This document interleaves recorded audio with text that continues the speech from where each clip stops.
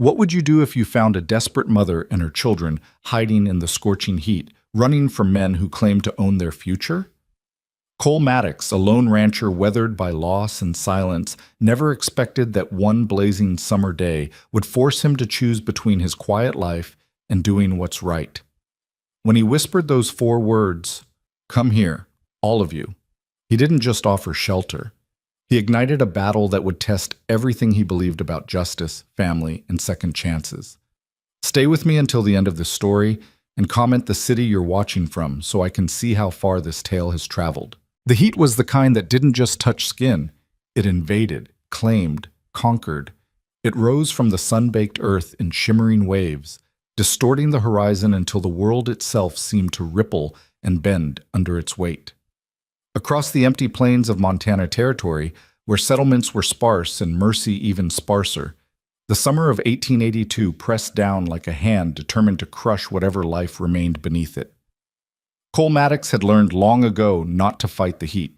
You couldn't win against something so indifferent, so absolute. You could only endure it, move through it, let it wash over you like a river of fire, until evening came and brought its brief, inadequate relief.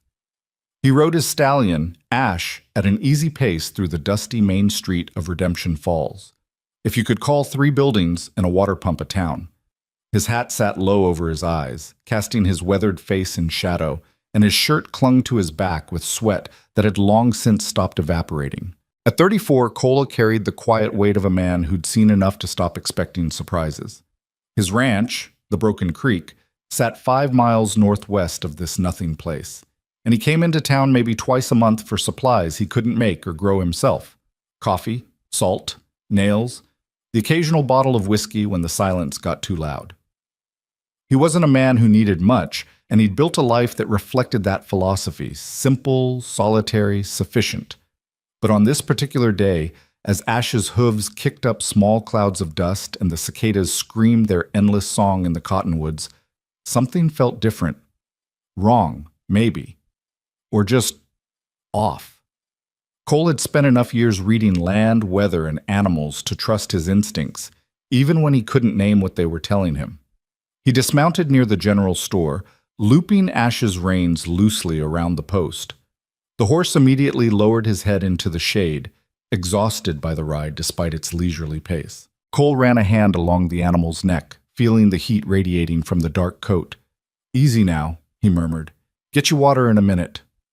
The store's porch creaked under his boots as he stepped up, and he was about to push through the door when he heard it, a sound so faint he almost missed it beneath the buzz of flies and the distant bark of a dog. A child's cough. Small, weak, trying to be quiet. Cole stopped, hand on the doorframe, and listened. The sound came again, followed by a woman's whisper, urgent and soothing at once. His eyes tracked to the narrow gap between the general store and the abandoned land office next door. The space couldn't have been more than 4 feet wide, filled with shadow despite the merciless sun overhead. Most people wouldn't have given it a second glance, but Cole Maddox wasn't most people. He stepped off the porch and moved toward the gap with the same careful deliberation he'd use approaching a wounded animal, slow enough not to spook, purposeful enough to show he meant business. "Hello?" His voice was low, rough from disuse. "Someone there?" The silence that followed was too complete to be natural. Even the child's cough had stopped. Cole took another step, his eyes adjusting to the shade. And then he saw them. A woman pressed against the back wall, her arms wrapped around 2 children, a girl who couldn't have been more than 5, and a boy trying so hard to look brave that it broke something in Cole's chest. The woman's face was gaunt, sunburnt across the cheeks and nose, her lips cracked and bleeding in places. Her dress, once probably a decent calico print, was stained with dirt and sweat and dust so ground in it had become part of the fabric itself. But it was her eyes that stopped him cold. They were wide, alert, full of a desperate intelligence that weighed him in an instant, measuring threat, calculating escape routes, preparing for violence. She'd been running for a long time. "Please," she said, her voice barely above a whisper. "Please, we're not causing trouble. We'll move on. Just give us a minute." The little girl whimpered, and the woman pulled her closer, one hand pressing against the child's forehead. Even from 6 feet away, Cole could see the child was burning with fever. "How long have you been here?" he asked, keeping his voice level. The woman's jaw tightened. "We're leaving, right now. Henry, help your sister up." The boy moved to obey, but when the woman tried to stand, her legs gave out. She caught herself against the wall with one hand, the other still clutching the feverish girl, and for a moment Cole thought she might pass out entirely. He moved forward instinctively, hands out. "Easy. Don't touch us." The woman's voice cracked like a whip, and she somehow found the strength to pull both children behind her, creating a human shield with her own body. "Don't you dare!" Cole stopped, raised his hand slowly, palms out. "I'm not going to hurt you." "That's what they all say." Her eyes blazed with something beyond exhaustion, a fury born from too many betrayals, too many lies dressed up as kindness. "I know." Cole kept his voice steady, gentle. "I know that's what they say. And I know you got no reason to believe a stranger. But your daughter's sick, ma'am. Real sick. And this heat." He glanced up at the merciless sky, then back to her. "This heat's going to kill all three of you if you stay out in it much longer. We'll manage." But even as she said it, the little girl moaned, and the woman's face crumpled for just a second before she forced it back into rigid determination. Cole studied them for a long moment. The boy, Henry, she'd called him, couldn't have been more than 8, but his eyes held the hard-earned wariness of someone much older. His clothes were too small, his arms thin but wiry. He stood slightly in front of his mother and sister now, fists clenched, ready to fight despite being outweighed by 150 pounds. The woman herself was young, probably not yet 30, though hardship had drawn lines around her mouth and eyes that added years. Her hair, dark brown and tangled, was pulled back in a braid that had mostly come undone. She wore no jewelry except a simple gold band on her left hand, and even that looked like it might slide off her thinned finger at any moment. "What's your name?" Cole asked. The woman's eyes narrowed. "What's it to you?" "Nothing, I suppose, but if I'm going to help you, seems like I should know what to call you." "We don't need your help." "Ma'am, with all due respect, I think we both know that's not true." A long silence stretched between them, broken only by the little girl's labored breathing and the endless drone of insects. Cole could see the woman calculating, weighing options, trying to determine if trust was a risk she could afford to take. Finally, in a voice that shook slightly, she said, "Eliza? Eliza Warren." "Cole Maddox." He lowered his hand slowly. "These your children?" "Yes." The word was fierce, protective. "Henry and May, they're mine. And you're running from someone." It wasn't a question, but Eliza answered anyway. "That's none of your concern." "Maybe not. But I got a ranch about 5 miles from here, got fresh water from a deep well, cool house with thick walls. Your daughter needs to get out of this heat, Mrs. Warren, needs fluids and rest and probably some willow bark tea for that fever." "Why?" Eliza's voice was sharp, suspicious. "Why would you help us?" Cole considered the question. Why would he? The smart thing would be to walk away, collect his supplies, ride back to the broken creek, and forget he ever saw this desperate woman and her children. Getting involved in other people's troubles was a sure way to inherit those troubles yourself. And Cole had spent the last 5 years deliberately building a life with no complications, no entanglements, no one to worry about but himself and his livestock. But standing there in that narrow alley, looking at a little girl who might not make it through another day in this heat, and a boy trying so hard to be a man, and a mother who would clearly die before she let anything happen to her children, Cole found he couldn't walk away. "Because it's right," he said simply. "And because I got the means to help, which makes it my responsibility." Eliza laughed, but there was no humor in it. "Responsibility, that's a pretty word." "It's the only word I got."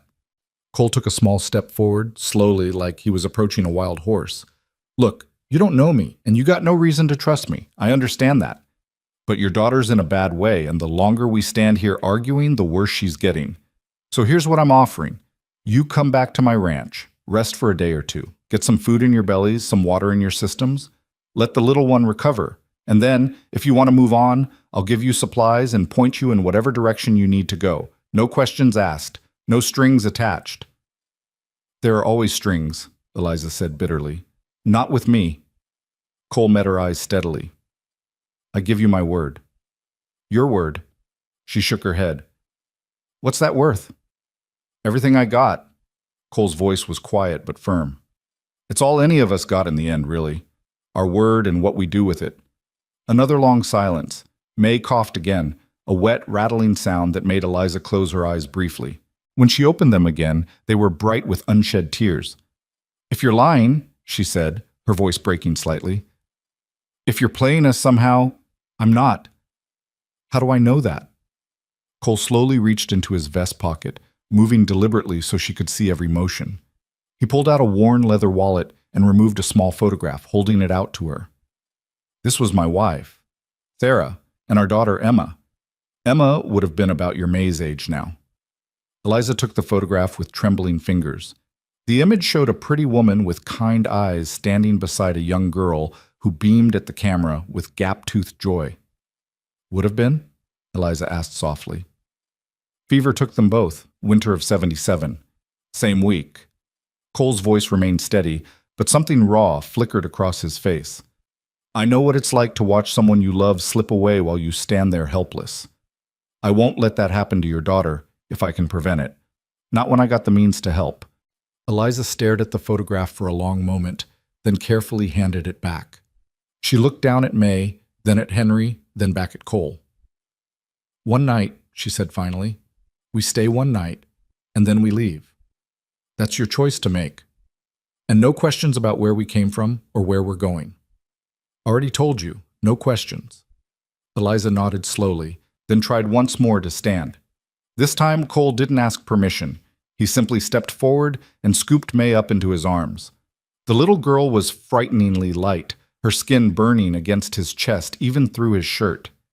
Hey now, he murmured to the child, who stirred weakly. You're going to be just fine. We're going to get you somewhere cool with lots of water. How's that sound? May's eyes fluttered open briefly. They were the same deep brown as her mother's, and she whispered something too quiet to hear before her head lolled against his shoulder. Henry, help your mother, Cole said. The boy immediately moved to Eliza's side, and together they emerged from the alley into the brutal sunlight. The street was empty. Most sensible people were inside during the worst heat of the day, but Cole felt exposed nonetheless, aware that they made quite a sight. A lone rancher carrying a sick child, accompanied by a desperate-looking woman and her young son. My horse is here, he said, guiding them toward where Ash waited. Mrs. Warren, you and May will ride. Henry, you can ride with me. It's not far. Eliza opened her mouth as if to protest, then simply nodded. She was conserving what little strength she had left. Cole lifted her into the saddle with one arm, then handed May up to her. The child settled against her mother's chest with a small sigh. Henry looked at Cole with those two old eyes, and Cole could see the question there. Can I really trust you? I know you got to look out for your family, Cole said quietly, for Henry's ears only. That's a good instinct. Keep it. But right now your mother and sister need help, and I'm offering it freely. No tricks. Henry studied him for another moment, then nodded once, sharp and decisive. Okay. Cole swung up behind Eliza, careful not to jostle May, and reached around to take the reins. Henry climbed up in front of him, sitting ramrod straight despite his exhaustion. Hold on, Cole said, and urged Ash into a gentle walk. They left Redemption Falls behind, heading northwest across the rolling prairie. The heat pressed down relentlessly, and more than once Cole felt Eliza sway in the saddle. He kept one arm loosely around her waist, steadying her without crowding, while Henry sat silent and watchful in front of him. The landscape stretched endlessly in all directions. Brown grass gone brittle from drought, occasional stands of cottonwood marking creek beds that ran low or dry this time of year, distant buttes rising like monuments to some forgotten purpose. It was beautiful in its own harsh way. This land that demanded everything and gave back only what you could wrest from it through sweat and stubbornness. After about 20 minutes, Henry spoke for the first time. Is it true what you said about your little girl? Yes? I'm sorry. Cole glanced down at the boy's dark hair matted with sweat and dust. Thank you. Did it hurt her when she died? Henry, Eliza's voice held a warning. It's all right, Cole said. It's a fair question. He thought about how to answer honestly without frightening the boy more than he already was. The fever made her sleep a lot toward the end. The doctor gave us medicine to make sure she wasn't in pain, and when she passed, she was in her mother's arms, and we told her we loved her. So, no, I don't think it hurt. I think she just went to sleep. Henry nodded slowly, processing this. Then, May's going to be okay, though, right? I'm going to do everything I can to make sure of it. That's not the same as yes. No, Cole agreed. It's not, but it's the truth, and I figure you're old enough to handle truth. Another nod, and then silence, except for the steady rhythm of Ash's hooves and the whisper of wind through dry grass. The Broken Creek Ranch appeared gradually, first the line of cottonwoods marking the creek itself, then the weathered barn and outbuildings, and finally the house. It wasn't much to look at. A simple two-story structure built from local timber and stone, its boards gone gray from sun and wind, its roof patched in places with mismatched shingles. But the thick walls kept it cool, and the deep porch provided shelter from both rain and sun, and Cole had never needed it to be anything more than functional. He guided Ash to the front of the house and dismounted, then helped Henry down before reaching up for Eliza. She practically fell into his arms, and he caught her easily, holding her steady until she found her feet. Can you walk? Yes. But her voice was weak, uncertain. Henry, get the door for your mother. The boy ran ahead and pushed open the front door, revealing the dim, cool interior. Cole scooped May up again and led the way inside. The parlor was spare but clean, a worn sofa near the fireplace, a rocking chair, a few shelves holding books and trinkets. Everything was covered in a thin layer of dust that spoke of a house maintained for function rather than beauty, inhabited by someone who spent most of his time outdoors. Upstairs, Cole said, heading for the narrow staircase. There's a bedroom you can use. He climbed the stairs with May in his arms, Eliza and Henry following slowly behind. At the top, he turned right and pushed open the door to what had been Emma's room. He hadn't been in here since. The room was frozen in time. A small bed with a faded quilt, a dresser with a brush, and hand mirrors still sitting on top, a rag doll propped against the pillow. Dust motes danced in the shaft of sunlight that cut through the gap in the curtains, and for a moment Cole felt the weight of 5 years crash over him like a wave. Mr. Maddox? Eliza's voice soft and uncertain. He shook himself, cleared his throat. Sorry, I'll change the sheets. Give me a minute. He laid May carefully on the bed, then moved to the linen closet in the hallway. His hands remembered the routine even as his mind stayed carefully blank. Pull the old quilt off, replace it with fresh sheets, shake out a light blanket. Keep moving. Don't think too hard. When the bed was ready, he gently arranged May in the center, her small form barely making a dent in the mattress. Eliza sat beside her immediately, pressing a hand to her daughter's forehead, then her cheeks, her neck, checking the fever with a mother's practiced touch.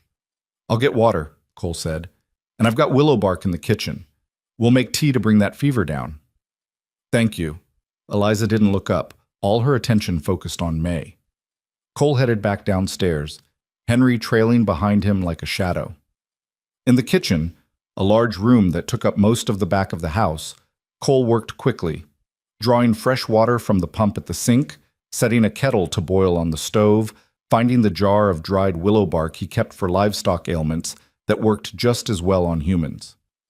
You know how to cook, Henry? He asked. The boy nodded. Yes, sir. Don't call me sir. Cole's fine. He pulled out a loaf of bread he'd bought in town 2 days ago, along with some dried beef and a jar of preserves. You hungry? Yes. The word came out almost as a gasp, and Cole realized the boy was probably starving. All right then. You help yourself to as much as you want. There's milk in the cold cellar if you want some. He showed Henry where everything was, then went back to preparing the willow bark tea. While the water boiled, he found himself studying the boy as he ate, the way he forced himself to take small bites despite his obvious hunger, how he kept glancing toward the stairs as if expecting someone to burst through the door at any moment, the tension in his narrow shoulders that never quite eased. How long have you been on the road? Cole asked, keeping his voice casual. Henry looked up sharply, swallowing his mouthful of bread. You said no questions. You're right. I did. Cole turned his attention back to the steaming kettle. Forget I asked. A pause. Then, 3 months, maybe longer. I lose track sometimes. Cole nodded, pouring the boiling water over the willow bark and letting it steep. The kitchen filled with the tea's bitter, earthy smell. That's a long time to be running. We're not running. Henry's voice was defensive. We're just traveling. Okay. We are. Mama says we're going to California. Says there's opportunities there. California's a long way from Montana territory. I know where it is. Henry's jaw set stubbornly. I can read maps. I bet you can. Cole strained the tea into a cup, then added a generous spoonful of honey to cut the bitterness. You seem like a smart kid. I'm not a kid. I'm 8. You're right. My apologies. Cole picked up the cup carefully. I'm going to take this up to your sister. You finish eating, and then there's a pump out back if you want to wash up. Towels are in the cupboard by the door. Henry nodded, already reaching for another piece of bread. Upstairs, Cole found Eliza exactly where he'd left her, perched on the edge of the bed, with May's hand clasped in both of hers. She looked up when he entered, and the raw fear in her eyes made his chest tighten. She's so hot, Eliza whispered. I can't get her to wake up properly. Here. Cole sat on the other side of the bed and gently lifted May's head, cradling it in the crook of his arm. May, honey, I need you to take a few sips of this. It'll help you feel better. The little girl's eyes fluttered, but didn't open. Cole pressed the cup to her lips, tilting it carefully so just a small amount trickled into her mouth. She swallowed reflexively, coughed, then swallowed again. That's good, Cole murmured. That's real good. Just a little more. Over the next few minutes, he coaxed nearly half the cup into her, patient and steady, while Eliza watched with tears streaming silently down her face. When's the last time she ate anything? Cole asked. Yesterday morning, some hardtack and a bit of dried apple. Eliza's voice was hollow. She hasn't wanted anything since then.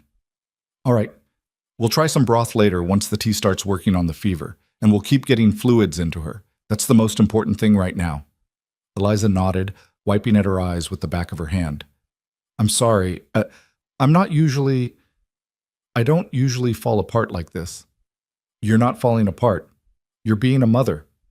Cole set the cup on the bedside table and gently lowered May's head back to the pillow. You've been doing it all on your own for a while now, haven't you? Eliza's face crumpled slightly, and for a moment Cole thought she might really break down, but she pulled herself together with visible effort, straightening her spine and taking a shaky breath. My husband died 18 months ago, she said quietly. Accident at the mill where he worked. They said it was quick, that he didn't suffer. I don't know if that's true or if they just tell widows that to make them feel better. I'm sorry. After he died, the mill owner said we had to leave the company house. Said he needed it for the new worker, so we moved in with my husband's brother and his wife. They said we could stay as long as we needed, but... She laughed bitterly. Turns out, as long as we needed meant about 3 months. Then suddenly there were all these debts my husband supposedly owed, bills I'd never heard of, promissory notes with his signature that didn't quite look right, and his brother said we'd have to work them off, me and Henry both. Cole's jaw tightened. How much did they claim you owed? $200.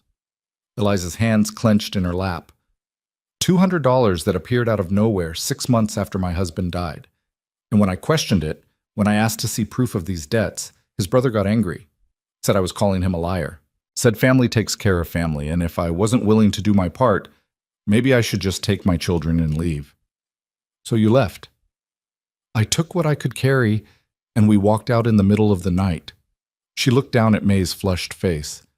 I thought maybe if we could get far enough away, start fresh somewhere else, we'd be all right. But it's hard to find work when you're a woman with 2 children and no references. And the money I had ran out faster than I expected. And then May got sick and Her voice broke. I didn't know what to do. I still don't know what to do. Cole was quiet for a moment, watching the shallow rise and fall of May's chest. You did what you had to do. You kept your children safe. Safe? Eliza's laugh was harsh. I've been dragging them across half the territory with barely enough food, sleeping rough, drinking from creeks that might not be clean. That's not keeping them safe. That's just surviving. Barely. Surviving is something, Cole said, especially when the world's set up to make it as hard as possible. Eliza looked at him then, really looked at him, and something in her expression shifted. Why are you helping us? Really? It can't just be because of your daughter. Cole thought about lying, about giving her some comfortable platitude that would smooth over the question, but she'd been lied to enough already. 5 years ago, when Sarah and Emma died, I was ready to die too, he said quietly. Didn't see much point in going on without them. But my neighbor, old Jim Blackwell, he came by every day for months. Brought food I didn't eat, fixed things I didn't care about, sat on my porch and talked to me even when I wouldn't talk back. And one day I asked him why he bothered, when it was clear I didn't want help. What did he say? He said, because someone bothered with me once when I needed it, and the only way to pay that back is to pass it forward. Cole met her eyes.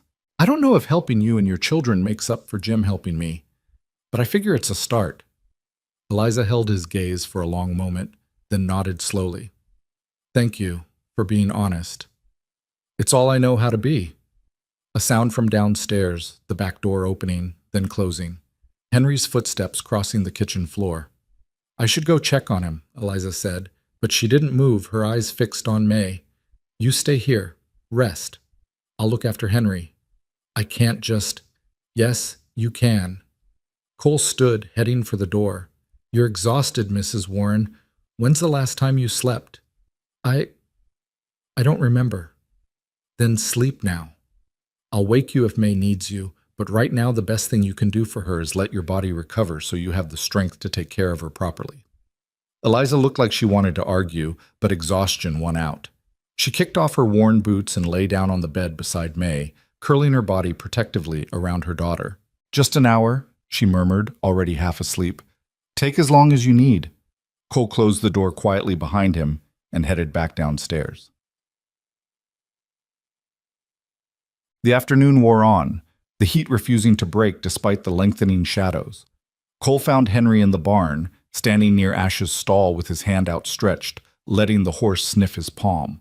He's a good horse, Henry said without turning around. What's his name?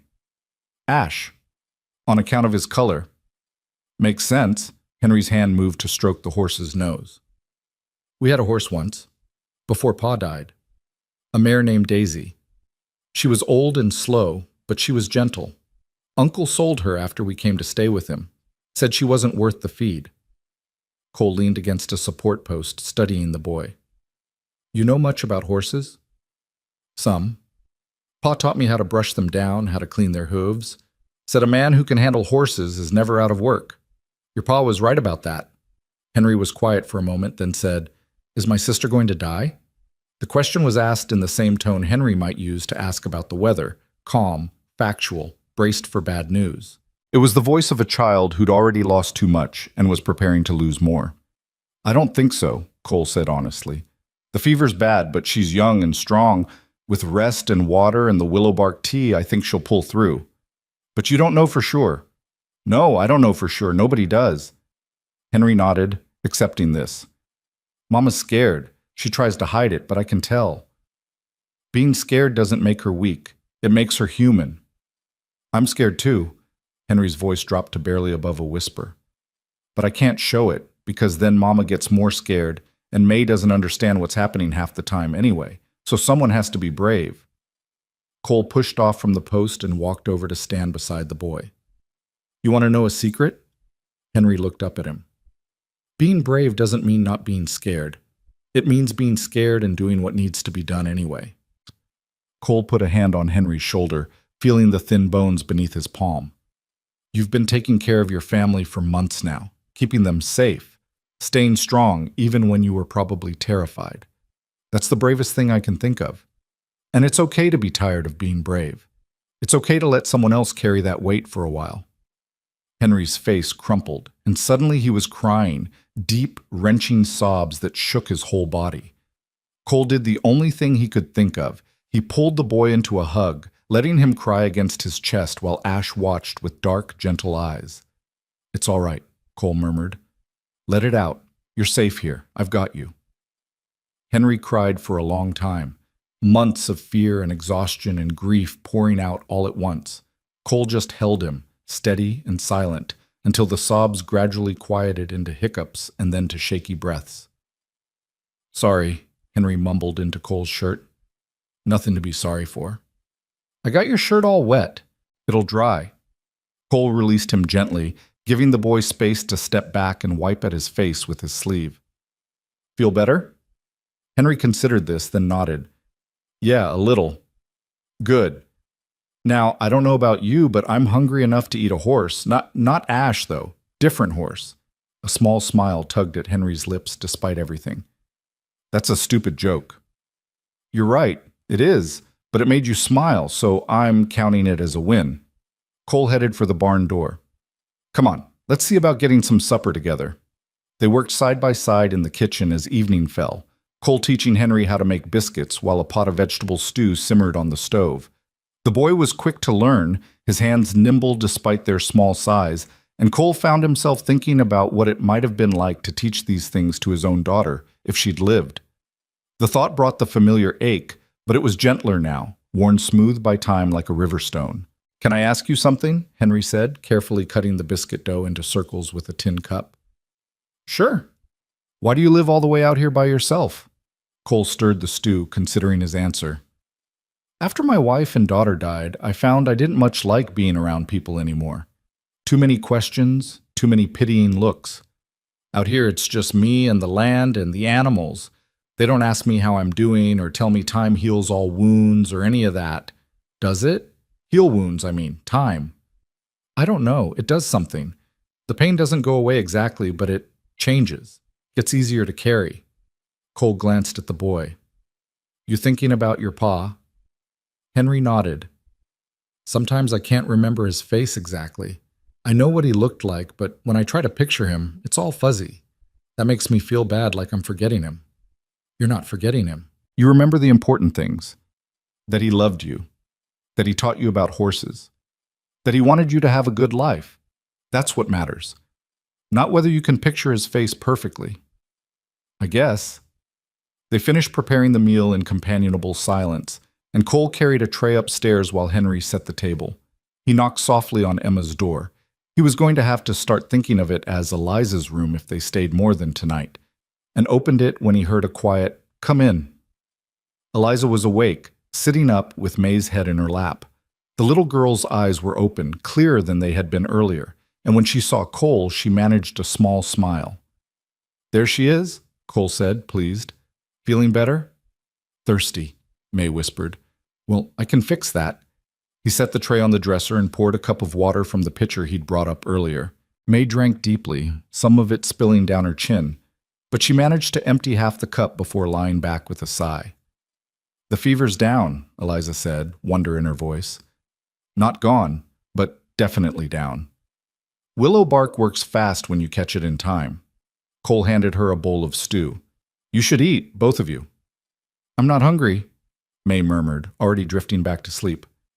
"That's all right. The hunger will come back once the fever breaks completely." Cole turned to Eliza. "How about you?" She took the bowl with trembling hands. "Thank you. For everything. I don't know how to repay you." "I don't want repayment. I want you to eat that stew before it gets cold." A ghost of a smile crossed her face, and she raised a spoonful to her lips. Cole watched her eat, noting how thin she was beneath the layers of dirt and exhaustion. You could count her ribs through her dress, see the sharpness of her collarbones and wrists. "When you're finished, there's a bathhouse out back with a tub and a stove to heat water," he said. "I'll make sure it's ready if you want to clean up." Eliza's eyes filled with tears. "A bath?" "Nothing fancy, but the water's clean and I've got soap." "I can't remember the last time." She shook her head. "That would be wonderful, thank you." "I'll get it ready now. Take your time with the stew." Cole headed back downstairs where Henry was already eating at the kitchen table.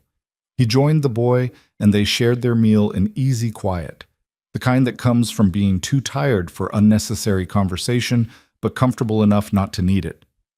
After supper, Cole went out to the small bathhouse, really just a shed with a copper tub and a wood stove, and began heating water. It took the better part of an hour to fill the tub with enough hot water for a decent bath, but he didn't mind the work. It gave him time to think about what came next. Eliza had said they'd stay one night and then move on, but May wasn't well enough to travel yet, and even when she was, where would they go? 3 months on the road had already nearly killed them. How much farther could they possibly make it on foot with no money and a sick child? And then there was the matter of whoever they were running from. Eliza hadn't given details, but Cole could fill in the blanks well enough. Debts, real or manufactured. Family members who saw an opportunity to exploit a widow and her children. Maybe even someone who'd come looking for them, unwilling to let their meal ticket slip away. Cole had a feeling that one night was going to turn into something longer, whether Eliza planned for it or not. When the bath was ready, he found her still sitting with May, who had fallen into a deeper, more peaceful sleep. "Bath's ready when you are," he said from the doorway. "I'll sit with May, so you can take your time." "I shouldn't leave her, Mrs. Warren." Cole's voice was gentle but firm. "I raised a daughter for 5 years. I know how to sit with a sick child. Go take your bath. I promise I'll come get you if anything changes." Eliza hesitated, then nodded. She stood slowly, as if her body was one giant ache, and moved toward the door. As she passed him, she paused. "Call me Eliza," she said quietly. "Mrs. Warren sounds like someone I used to be." "Eliza, then." She gave him a small, tired smile and headed downstairs. Cole settled into the chair beside the bed, listening to May's steady breathing and the distant sounds of Eliza moving around downstairs. Through the window, he could see the last light fading from the sky, stars beginning to emerge in the deep blue overhead. For 5 years, this house had been a mausoleum, a place of silence and memory, inhabited by ghosts. But tonight, with the sounds of living people moving through its rooms, with a child sleeping in Emma's bed and the smell of cooking still lingering in the air, it felt different. It felt like a home again. The thought scared him more than he wanted to admit. The first full day at the Broken Creek began before sunrise, as most days on a working ranch did. Cole woke to the familiar chorus of roosters and the soft lowing of cattle in the distance, his body moving through its morning routine on instinct, boots on, shirt buttoned, hat grabbed from the peg by the door. He was halfway down the stairs before he remembered he wasn't alone anymore, and the realization made him pause mid-step, one hand on the worn banister. Voices drifted up from the kitchen. Quiet ones, careful not to wake anyone still sleeping.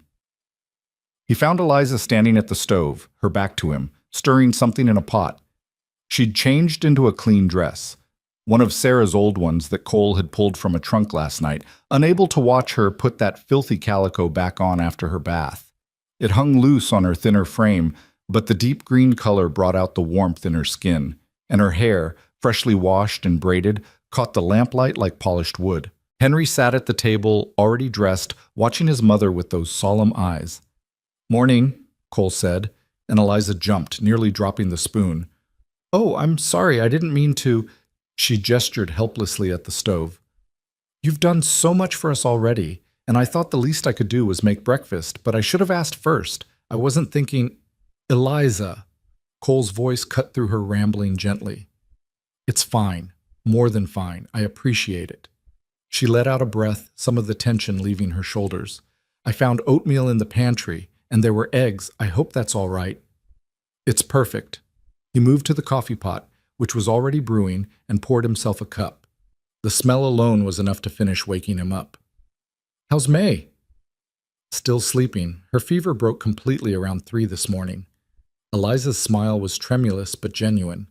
"I checked on her just before I came down. She's breathing easier." "That's good news." "It's more than good news. It's—" Her voice caught. "It's everything."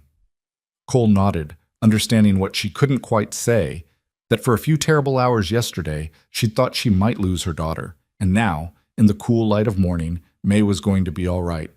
Sometimes the relief of a disaster averted hit harder than the disaster itself. They ate breakfast together as the sun began to paint the eastern sky in shades of pink and gold. Henry was unusually talkative, asking questions about the ranch, the animals, how far it was to the nearest town. Cole answered patiently, recognizing the questions for what they were. A child's attempt to map out his new territory, to understand the boundaries of this temporary safe place. "Can I see the horses?" Henry asked, scraping up the last of his oatmeal. "The ones in the pasture." "After you help your mother clean up," Cole said. "Everyone pulls their weight on a ranch." Henry nodded seriously, already gathering dishes. Eliza opened her mouth as if to protest, then closed it again, seeming to recognize that Cole was offering her son something more valuable than leisure, purpose, structure, the dignity of useful work. 20 minutes later, Cole and Henry walked out into the fresh morning air, leaving Eliza to sit with May. The heat hadn't yet climbed to its suffocating afternoon heights, and a breeze carried the scent of grass and livestock and earth. "How many horses do you have?" Henry asked as they approached the fence line. "4, counting Ash, the mare and her yearling colt over there, and the old gelding by the water trough." Cole pointed to each animal in turn. "Used to have more, but I sold most of them off after I didn't need so many." "Can I pet them?" "If they let you. Horses are good judges of character. If one doesn't want to come near you, don't force it." But the animals, perhaps sensing the boy's gentle nature, or simply curious about a new presence, approached the fence readily enough. Henry's face lit up as the mare lowered her head for his tentative touch, and Cole felt something in his chest ease at the sight. They spent an hour moving through the morning chores, feeding chickens, checking the cattle in the near pasture, examining fence posts for damage. Henry worked without complaint, absorbing Cole's instructions like a sponge, and Cole found himself appreciating the company more than he'd expected. 5 years was a long time to talk to no one but yourself and the occasional ranch hand passing through. "Mr. Maddox?" Henry said as they hauled a bucket of grain toward the chicken coop. "Told you, it's just Cole." "Cole, then." The boy hesitated, choosing his words carefully. "How long can we stay? Really?" Cole set down his bucket and studied Henry's face, the hope and fear warring there, the way the boy was already bracing himself for disappointment. "As long as you need to," he said. "But Mama said one night—" "Your Mama said that because she's been hurt enough times to know better than to trust easy promises. But I meant what I told her. There's no strings attached here. You can stay until May's completely well, until your mother's had time to rest and figure out what comes next. A week, 2 weeks, a month. However long it takes." "And then what?" Henry's voice was small. "We just start walking again? Try to make it to California with no money and no horse?" "I don't know yet, but we'll figure something out." Cole picked up his bucket again. "Come on. These chickens won't feed themselves." The rest of the morning passed in a rhythm of work and quiet conversation. Cole showed Henry how to collect eggs without spooking the hens, how to check a cow's hooves for stones, how to read the weather by the shape of clouds on the horizon. The boy absorbed it all with an intensity that spoke of a hunger for knowledge, for skills, for anything that might help him protect his family. They were heading back toward the house when Cole spotted the dust cloud on the eastern road. His hand went instinctively to the rifle he'd started carrying again after yesterday, and Henry noticed the movement immediately. "What is it?" The boy's voice went tight with fear. "Probably nothing. Could be Jim Blackwell stopping by to check on me." But Cole's instincts, honed by years of reading the land and its dangers, told him otherwise. That dust cloud was moving too fast, too purposefully. "Henry, go inside. Find your mother. Tell her to stay in the house with May until I come get you." "But—" "Now, Henry." The boy ran, and Cole moved to the front porch, leaning the rifle against the wall within easy reach, but not holding it yet. No need to escalate a situation that might turn out to be nothing. The riders came into view minutes later, 2 of them, pushing their horses harder than was wise in this heat. As they drew closer, Cole's jaw tightened. He didn't recognize the men, but he recognized the type. Hired muscle, the kind of men who did other people's dirty work for pay and asked no questions about whether that work was right or wrong. They reined in at the edge of his property, not bothering to dismount. Both were covered in trail dust, their faces hard and sun-weathered. The one on the left was lean and rangy, with a scar running from his temple to his jaw. The other was broader, heavier, with small eyes that calculated angles and advantages. Help you gentlemen with something? Cole kept his voice level, his posture relaxed but ready. The scarred one spat into the dust. We're looking for a woman, dark hair, 2 kids. Would have come through here yesterday, maybe. That so? She's wanted for theft, stole money from her family and ran off with it. The broader man spoke this time, his voice a rumble. Family just wants what's theirs back. Cole let the silence stretch, studying them. Neither man met his eyes directly, and their story had the rehearsed quality of a lie told too many times. Haven't seen anyone matching that description, he said finally. You sure about that? The scarred man's hand drifted toward his hip. Because we got word from folks in town that you left with a woman and 2 kids yesterday afternoon. Seemed real interested in helping them, apparently. I took some people in need to get water and rest. Common hospitality. Doesn't mean I know anything about stolen money or family disputes. Where are they now? Moved on this morning. Headed west, I think. Or maybe north. Didn't really pay attention to which direction they went. The lie came easily, and Cole backed it with steady eye contact and a shrug that said he couldn't care less about their quarry. But the broader man wasn't buying it. Mind if we take a look around, just to be sure? I do mind, actually. This is private property, and you 2 aren't welcome on it. The scarred man's face darkened. Now, that's not very neighborly. Neither is calling people thieves without proof and chasing them across half the territory. Cole's voice stayed calm, but something in his tone made both men shift in their saddles. I'll tell you what is neighborly, though. Respecting a man's right to refuse entry to strangers making accusations. We're not accusing you of anything, the broader man said, trying for reasonable and landing somewhere around threatening. Just doing our job. Your job. Cole let contempt seep into the words. And who's paying you for this job? What's the family name? The 2 men exchanged glances, and Cole knew he'd caught them. If this were legitimate, if there really were legal proceedings or genuine family concern, they'd have said the name immediately. The hesitation told him everything he needed to know. That's what I thought, Cole said quietly. So here's how this is going to go. You're going to turn those horses around and ride back the way you came, and if I see you on my land again, I'll assume you're here to cause trouble, and I'll respond accordingly. You threatening us? The scarred man's hand hovered near his pistol now. Nope, just stating facts. Cole still hadn't reached for his rifle, but his body language shifted, subtle, barely noticeable, but enough to communicate that he was ready if they were stupid enough to start something. I'm a simple rancher living on my own property. You 2 are trespassers making threats. Law's pretty clear on who's in the right here. The law's a long way from here, the broader man said. True enough, which means if something were to happen, say if 2 strangers got shot on a man's property after refusing to leave when asked, sheriff probably wouldn't ride all the way out here to investigate too hard. Might just take my word for it that I felt threatened and acted in self-defense. Cole let that sink in, watching their faces calculate the odds.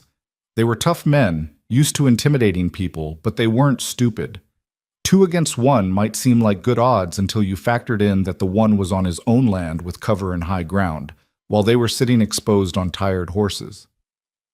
This isn't over, the scarred man finally said, jerking his horse's head around. Seems pretty over to me. They rode off, not quite as fast as they'd arrived, but with enough speed to kick up another cloud of dust. Cole watched until they were out of sight, then kept watching for another 5 minutes to make sure they weren't circling back. Only when he was certain they were truly gone did he pick up his rifle and head inside. He found Eliza in the parlor, standing behind the sofa with a kitchen knife gripped in her white-knuckled hand. Henry was beside her, holding a fireplace poker, and even May had been moved downstairs, wrapped in a blanket on the sofa, her feverish eyes wide and frightened. They're gone, Cole said immediately, and watched Eliza's shoulders slump with relief. The knife clattered from her hand onto the sofa cushions. Were they? Her voice shook. Did they say why? They were looking for a woman and 2 children, said something about stolen money and family. Cole set his rifle down carefully. I told them I hadn't seen anyone matching that description. They won't believe that. Eliza sank onto the sofa beside May, pulling the girl close. They'll be back. Maybe, but now they know I'm not going to just hand you over. That changes things. You shouldn't have lied for us." But even as she said it, Eliza was looking at him with something like wonder. "You don't even know us. You don't know if we really did steal anything. Did you?" "No, of course not. Everything I said yesterday was true. Those debts were made up, designed to keep us trapped and working for my brother-in-law for free. When I realized what he was doing, that he'd never let us leave because we were too valuable as unpaid labor." She broke off, swallowing hard. "I took what little money I'd managed to save from selling my wedding silver, and we left." "Then you didn't steal anything. You escaped something that was wrong." Cole moved to the window, scanning the horizon for any sign of returning riders. "Those men will probably report back to whoever hired them. Your brother-in-law, I'm guessing?" Eliza nodded miserably. "And he'll have to decide if it's worth the trouble to push harder. Men like that, they usually back down when they meet real resistance. It's easier to find a new target than to fight someone who fights back." "You don't know Thomas," Eliza said quietly. "He's not the type to let go of something he thinks belongs to him. And he thinks we belong to him." "Well, he's wrong. And if he sends those men back, or comes himself, he'll find out just how wrong he is." Cole turned from the window to face her. "Eliza, I need you to understand something. I didn't just lie to those men on a whim. I lied because what's happening to you is wrong, and I'm not going to be part of it, which means I'm in this now, all the way. So you can stop thinking about leaving in a day or two. You're staying here until we figure out a real plan, one that doesn't end with you walking across the territory with a sick child and those vultures picking up your trail again." Tears spilled down Eliza's cheeks, but she didn't look away. "Why? Why would you do this for strangers?" "Because I can. Because it's right. And because—" Cole paused, trying to find words for something he barely understood himself. "Because this house has been dead for 5 years. And having you here, having life here again, having a reason to care about something beyond just making it through another day. Maybe I need that as much as you need shelter." The honesty of it hung in the air between them, raw and uncomfortable and true. Henry, who'd been silent through the whole exchange, finally spoke up. "Mr. Cole, those men, they looked mean. They were mean, but mean doesn't always win." Cole tried for a reassuring smile. "Sometimes stubborn beats mean, and I can be plenty stubborn when I need to be. What if they come back with more men? Then we'll deal with it. But I don't think they will, not right away. They'll need to report to whoever sent them, and that person will need to decide what to do next. That gives us time." "Time for what?" Eliza asked. "Time to make sure you're really safe. Time to figure out what comes next that isn't just running until you drop." Cole moved toward the kitchen. "But first, time for lunch. Can't think on an empty stomach. And I don't know about you all, but facing down 2 hired thugs works up an appetite." The attempt at lightness felt forced, but May managed a small smile, and Henry's grip on the fireplace poker finally loosened. Eliza just looked at Cole with an expression he couldn't quite read. Gratitude mixed with something else, something deeper and more complicated. They ate a quiet lunch of cold chicken and bread, and afterward Cole insisted that Eliza rest while he took Henry outside to continue the morning's interrupted lessons. The boy needed the distraction, needed to feel useful and capable rather than helpless and scared. But as the afternoon wore on and the heat climbed toward its peak, Cole found his attention constantly drifting toward the eastern horizon, watching for dust clouds, for riders, for trouble. It didn't come that day, or the next, or the day after that. 3 days passed in a strange new rhythm. Eliza gradually took over more of the household tasks, cooking, cleaning, tending the vegetable garden that Cole had let go half wild. She moved through the house like a woman learning to breathe again, and Cole watched her shoulders slowly unknot, her face lose some of its hunted expression. May recovered her strength with the resilience of the young. By the 4th day, she was well enough to venture outside, and Cole found her sitting on the porch steps watching a line of ants carry crumbs twice their size. "They're very determined," she said seriously when Cole sat down beside her. "That they are. Mama says determination is important, says it's what keeps us going even when things are hard." "Your mama's right." May looked up at him with those solemn brown eyes.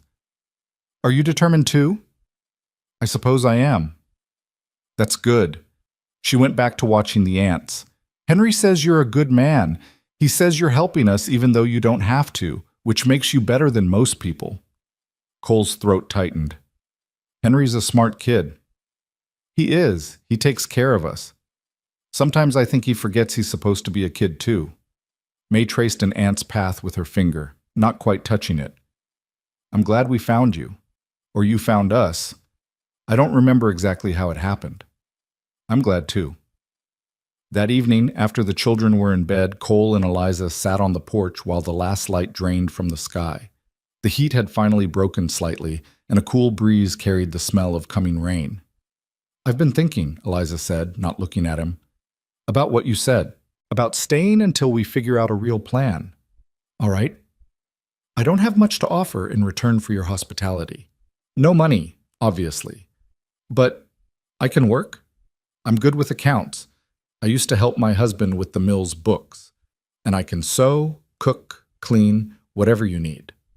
Eliza, please. Let me do this. Let me feel like I'm contributing something, not just taking charity. Cole was quiet for a moment, then nodded. All right, the ranch books are a mess. I haven't balanced them properly in months. If you want to take that on, I'd be grateful. Thank you. She finally looked at him, and in the fading light her face was soft, vulnerable. I know I keep saying that. Thank you. But I don't think I've really made you understand what you've done for us. You saved May's life. You've given us hope when I'd forgotten what that felt like. She broke off, and Cole saw tears gathering in her eyes again. You've reminded me that not everyone in the world is cruel or selfish. That kindness still exists. That's a bigger gift than you know. I'm just doing what needs doing. No, you're doing more than that. She struggled for words. You're giving us a chance to be human again instead of just survivors. They sat in silence after that, watching fireflies begin their evening dance across the darkening grass. Somewhere in the distance, cattle called to each other, and closer by, one of the horses whinnied softly. The sounds of a working ranch settling in for the night, familiar and peaceful. Cole found himself thinking about what came next. Those men would be back eventually. He was certain of it. Men like that didn't give up after one refusal.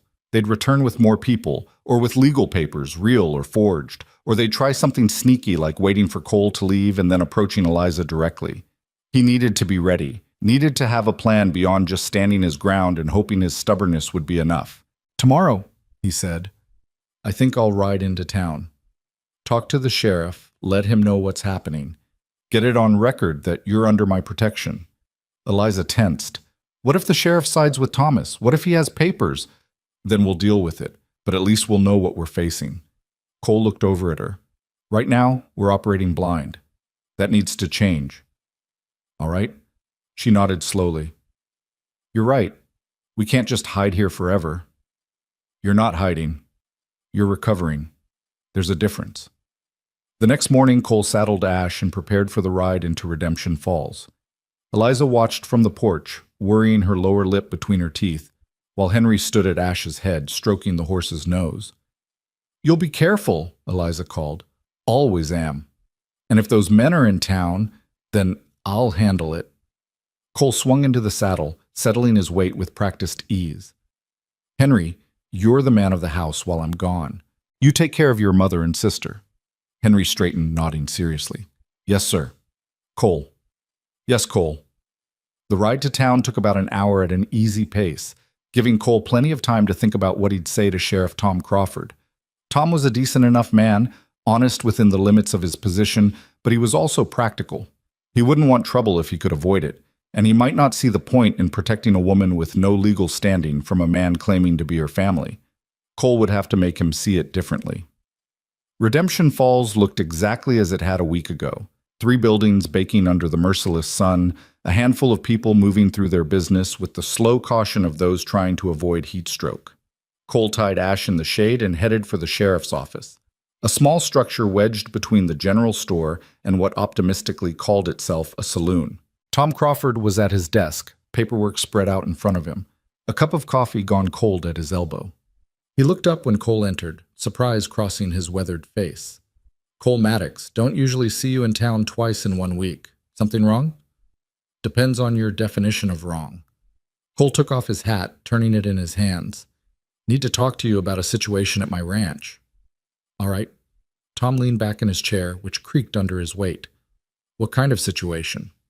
Cole laid out the facts methodically, finding Eliza and the children, taking them in, the visit from the two men, the accusations of theft. He didn't embellish or editorialize, just presented the information and waited for Tom's response. The sheriff listened without interrupting, his expression growing more troubled as Cole talked. When Cole finished, Tom was quiet for a long moment, staring at his cold coffee. You're putting me in a difficult position here, Cole. I know. These men, you get their names? They didn't offer, and I didn't ask. So we don't know who sent them, don't know if there's legal justification for their claims, don't know anything except what this woman told you. Tom shook his head. You see my problem? I do, but Tom, these men weren't lawmen. They were hired muscle, and the woman's story holds up. Widow with 2 kids, husband died over a year ago, family member trying to exploit them for free labor. It's not exactly an uncommon tale. No, it's not. But it's also not uncommon for people to run off with money that isn't theirs and make up stories to justify it. Cole's jaw tightened. You think I can't tell the difference between a con artist and a desperate mother? I think you've been alone a long time, and maybe... Tom raised a hand before Cole could interrupt. I'm not saying she's lying. I'm saying I need more than your gut feeling before I can officially take sides in a family dispute. This isn't a family dispute. It's exploitation. Maybe. Probably even. But unless the woman wants to file formal charges against this brother-in-law, unless she's willing to go on record with her accusations, my hands are tied. Cole stood, frustration making his movements sharp. So what are you saying? That if those men come back, you won't do anything? I'm saying that right now, based on what you've told me, I can't justify sending deputies out to your place or warning those men off. Tom stood too, meeting Cole's eyes levelly. But I'm also saying that if they come onto your property after you've told them to leave, that's trespassing, and you have every right to defend yourself and anyone under your roof. Self-defense is clear in the law, Cole. You know that. It wasn't the answer Cole wanted, but it was something, a confirmation that if things escalated, the law would at least consider his side. All right, Cole said finally. Thanks for your time, Tom. Cole, wait! The sheriff moved around his desk. Look, I understand why you're doing this. And between you and me, I think you're probably right about the situation, but you need to be careful. If this brother-in-law is the type to send hired men after his sister-in-law, he's not going to stop just because some rancher told him no. You could be buying yourself a world of trouble here. Some trouble's worth buying. Maybe. Just watch your back. And if you need help, you know where to find me. Cole left the sheriff's office feeling unsettled. He'd hoped for more. For official protection. For Tom to agree to investigate. For something concrete he could take back to Eliza as proof that the law was on their side. Instead, he'd gotten permission to defend himself if attacked, which was something he already knew he had. He was heading back toward Ash when a voice called out behind him. Heard you're harboring a thief. Cole turned slowly. The scarred man from before stood in the shade of the general store, arms crossed, watching him with cold eyes. His companion was nowhere in sight, but Cole had no doubt he was nearby. Don't know what you're talking about, Cole said evenly. Sure you don't. The man pushed off from the wall, moving into the sun without seeming to notice the heat.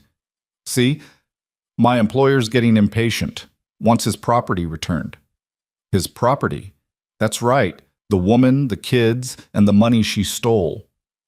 People aren't property, not anymore. Thought we settled that issue with a war about 20 years back. The scarred man's face darkened.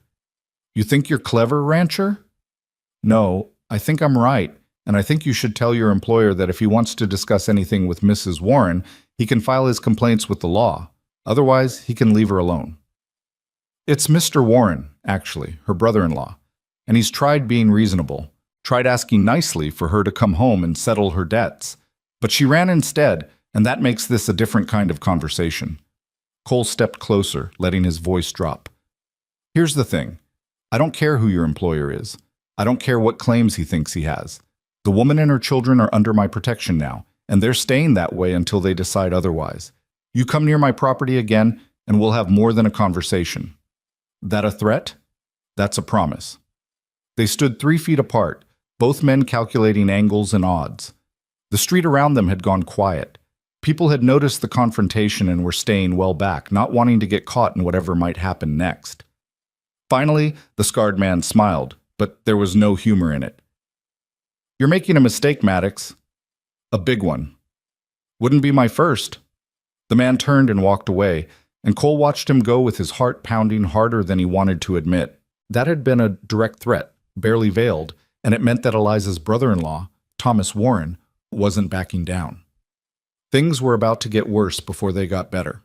Cole rode back to the ranch faster than he'd planned, urgency pushing him despite the heat.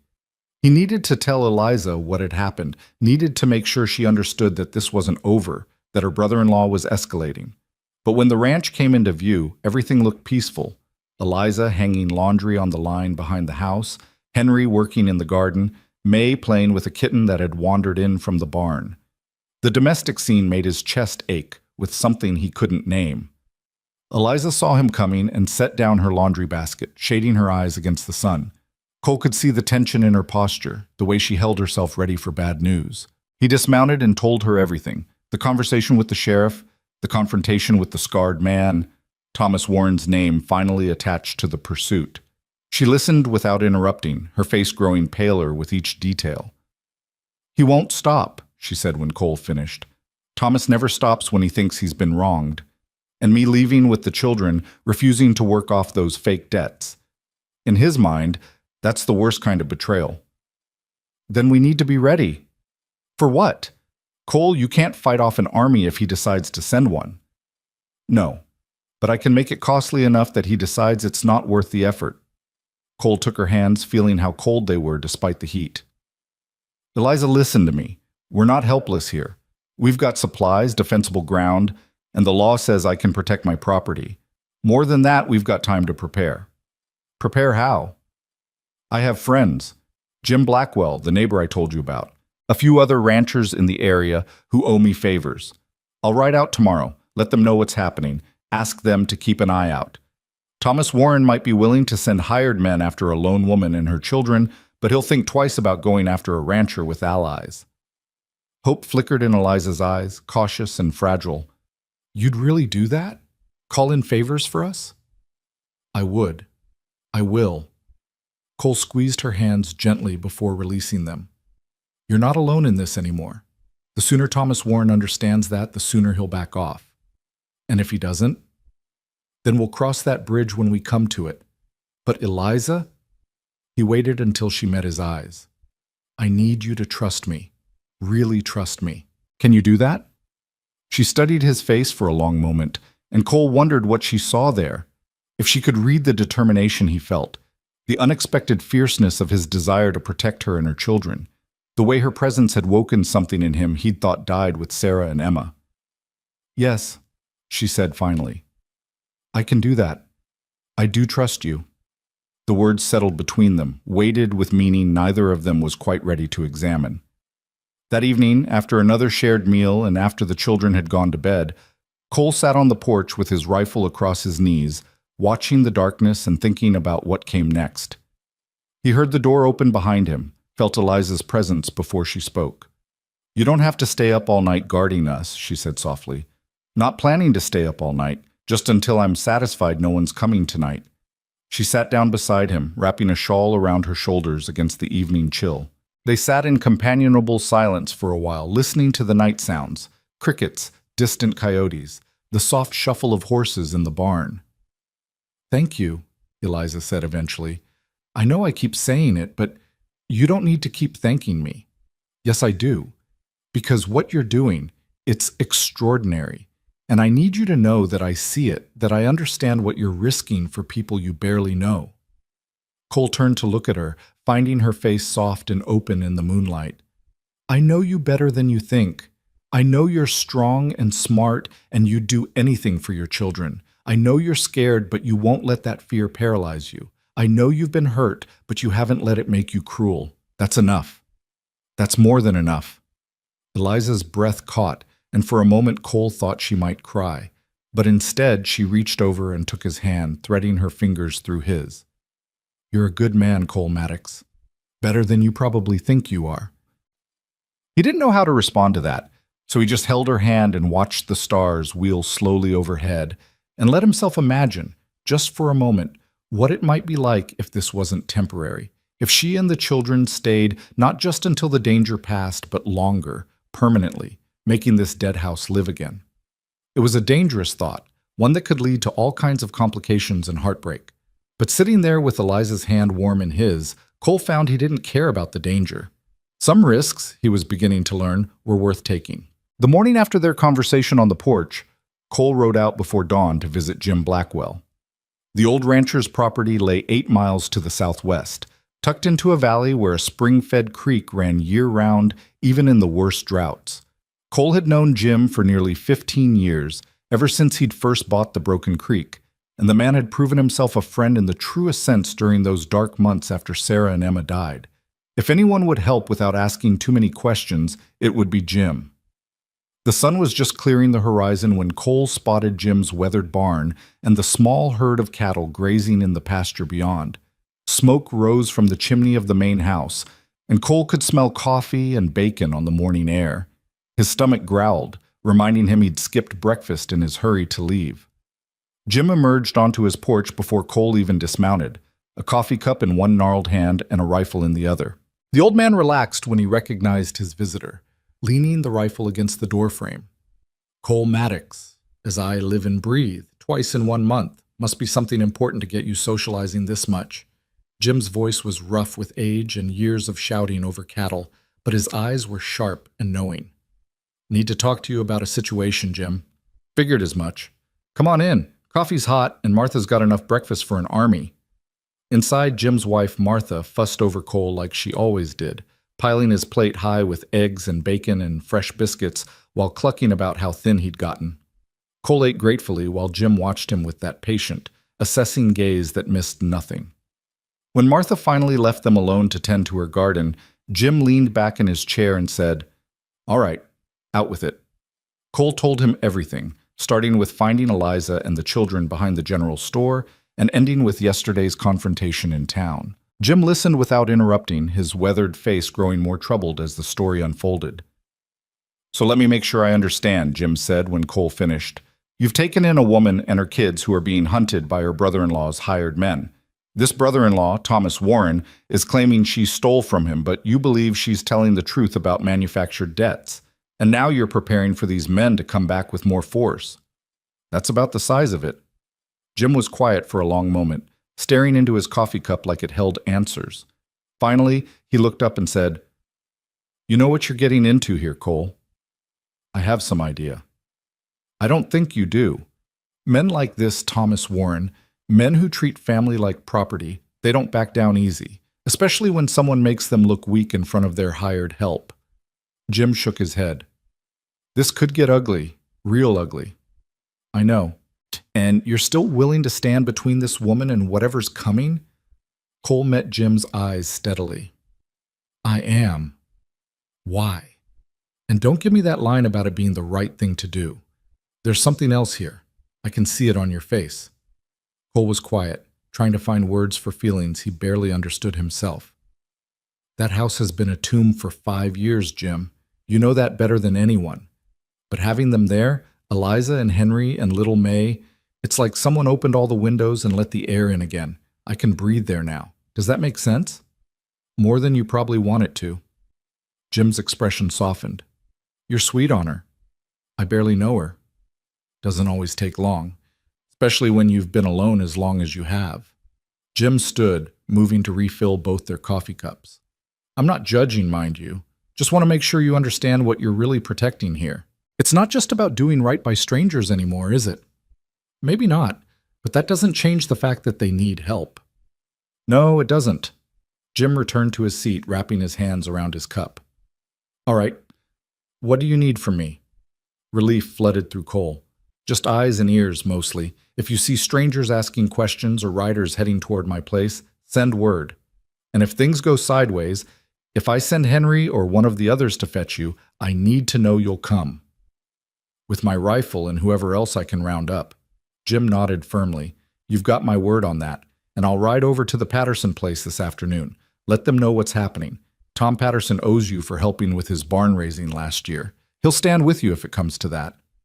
I appreciate it, Jim. Don't mention it. That's what neighbors do. The old man's face creased into something between a smile and a grimace.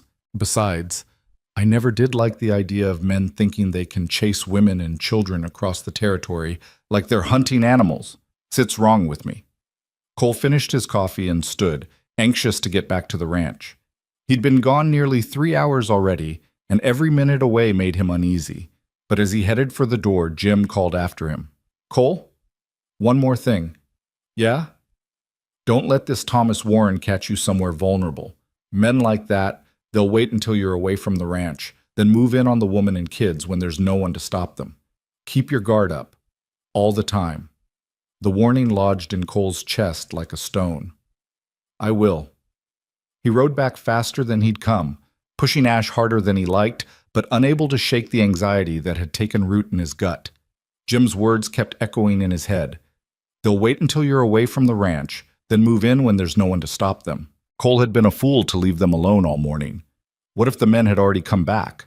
What if right now, while he was miles away feeling good about securing help, Thomas Warren's hired thugs were dragging Eliza and the children away? By the time the ranch came into view, Cole was nearly standing in the stirrups, his eyes scanning desperately for any sign of trouble. But everything looked exactly as he'd left it. The house peaceful in the midday heat, laundry still hanging on the line, chickens scratching in their yard. He dismounted in a rush and was halfway to the house when Henry appeared in the doorway, his young face creased with concern. Cole, thank God you're back. Mama's been worried sick. She wouldn't say it, but I could tell. Everything all right here? No visitors? No, sir. No, Cole. Everything's been quiet, but Mama kept going to the window every few minutes, looking down the road. Cole felt his shoulders relax slightly. Where is she now? Kitchen, making lunch. May's helping, which mostly means she's making a mess with the flour. Henry's attempt at humor was undermined by the relief in his voice. Were you able to get help? I was. Jim Blackwell's spreading the word to the other ranchers. If trouble comes, we won't be facing it alone. Good. Henry's jaw set in that way that made him look far older than 8. Because I've been thinking, and I want to help too. When the bad men come back, I want to fight. Henry, I'm not a kid, Cole. I know how to shoot. Pa taught me before he died. And I can load a rifle almost as fast as you can. I've been watching. Cole knelt down so he was eye level with the boy. I know you're brave, Henry. I know you want to protect your family, but the best way you can help is by taking care of your mother and sister if things get dangerous. Can you do that? Can you get them to safety if I tell you to run? Conflict warred across Henry's face, pride and fear, and the desperate need to prove himself useful. Finally, he nodded reluctantly. If you tell me to, I'll get them safe. But I'm not running because I'm scared. I'm running because you told me to. That's all I'm asking. Cole squeezed the boy's shoulder. You're already the bravest person I know, Henry. You don't need to prove anything to anyone. They found Eliza in the kitchen, just as Henry had said, with flour dusting her apron and May perched on a stool beside her, kneading dough with small, determined hands. Eliza looked up when they entered, and Cole saw the fear drain from her face, replaced by relief so profound it made his chest ache. You're back. Her voice was steady, but her hands trembled slightly as she set down the bowl she'd been holding. Told you I would be. I know, She trailed off, glancing at the children. May, honey, why don't you take that dough outside and see if you can make some mud pies for the chickens? Henry, go with her? Henry looked like he wanted to protest, but something in his mother's tone made him comply. He took May's hand and led her toward the back door, and Cole heard the girl chattering happily about whether chickens liked mud pies as they disappeared outside. The moment they were alone, Eliza's composure cracked. I thought they'd come back while you were gone. Every time I heard a sound, a horse in the pasture, wind rattling the barn door, I was certain it was them. I kept the children inside all morning, away from the windows, and I had a knife within reach every moment, and I hated it. I hated being that afraid in the first place where I felt safe. Cole moved toward her, stopping just close enough that she could feel his presence without feeling crowded. I'm sorry. I should have told you where I was going, should have explained that I'd be gone for a few hours. You don't owe me explanations. This is your home. You can come and go as you please. It stopped being just my home the moment I invited you to stay. The words came out more intense than he'd intended, and Eliza's eyes widened slightly. You're not guests here anymore, Eliza. This is your home too, for as long as you need it, which means you have every right to know when I'm leaving and where I'm going and when I'll be back. Cole. She pressed a hand to her mouth, blinking rapidly. You can't keep saying things like that. You can't keep being this kind, this good, because I'm going to start believing it's real. And when we have to leave, what if you didn't have to leave? The question hung in the air between them, shocking in its directness. Cole hadn't planned to say it, hadn't even fully formed the thought himself until the words were already out. But now that they were spoken, he found he meant them completely. What are you saying? Eliza's voice was barely above a whisper. I'm saying that maybe the answer isn't finding a way to get you safely away from Thomas Warren. Maybe it's finding a way for you to stay here permanently. Make it so clear you're under my protection that he'd be a fool to try anything. How would we do that? Cole took a deep breath, knowing that what he was about to suggest would change everything. We could get married. Eliza stared at him like he'd spoken in a foreign language. Married? A marriage of convenience, Cole said quickly. Just on paper, just for protection. Your brother-in-law couldn't claim you owed him anything if you were married to someone else. And as my wife, you'd have legal standing here. The ranch would be your home by right, not just by my invitation. Cole, I can't ask you to do that. You're not asking, I'm offering. But marriage, even on paper, that's your whole life. You'd be tied to me, to my problems, to children who aren't yours. What if you met someone else? What if you wanted to actually get married someday, to someone you love? The pain that flickered across Cole's face made Eliza stop mid-sentence. When he spoke, his voice was quiet but firm. I was married to someone I loved. I had a child I loved more than breathing, and I lost them both in a single week. That kind of love, the kind that burns so bright it lights up your whole world, I'm not sure I'm capable of feeling it again. Maybe that part of me died with them. You don't know that, maybe not. But what I do know is that I care about you and your children. I care about keeping you safe. I care about seeing Henry smile when he's working with the horses, and hearing May's laugh when she's playing with the barn cats, and watching you relax when you think no one's looking. That might not be the same as what I had with Sarah, but it's real, it's good, and it's worth protecting.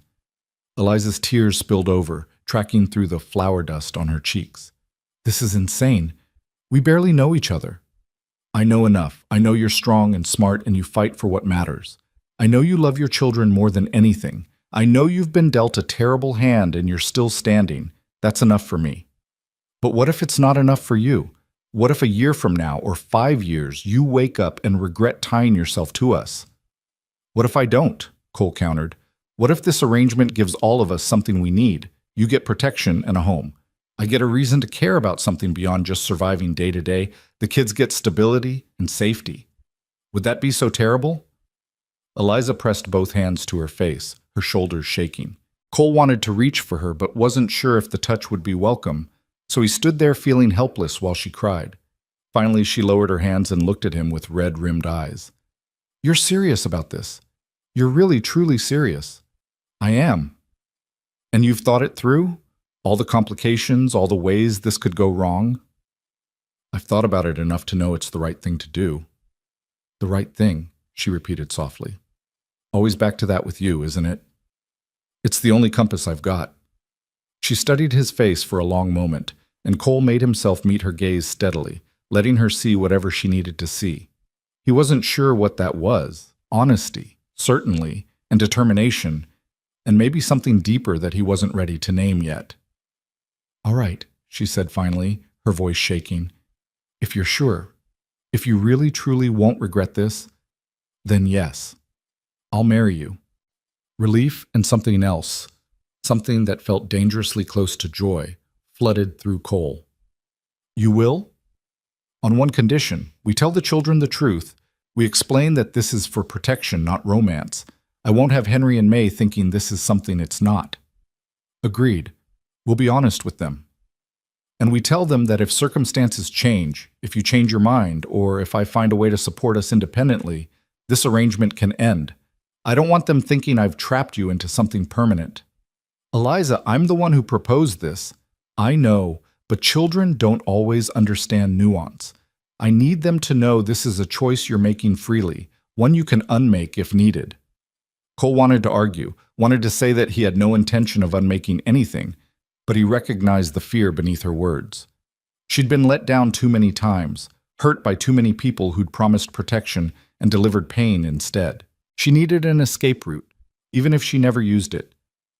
All right, he said, we'll make sure they understand.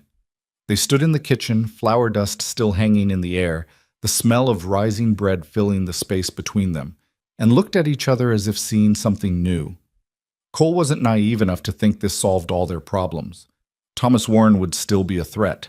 The practicalities of suddenly being a family would be complicated, and there were 100 ways this could blow up in both their faces. But for the first time in 5 years, Cole felt like he was moving towards something instead of just away from pain. And that, he thought, was worth almost any risk. They told the children that evening after supper, gathering them in the parlor while the last light faded outside. May sat on the sofa between Cole and Eliza, swinging her legs and humming to herself, oblivious to the tension in the room.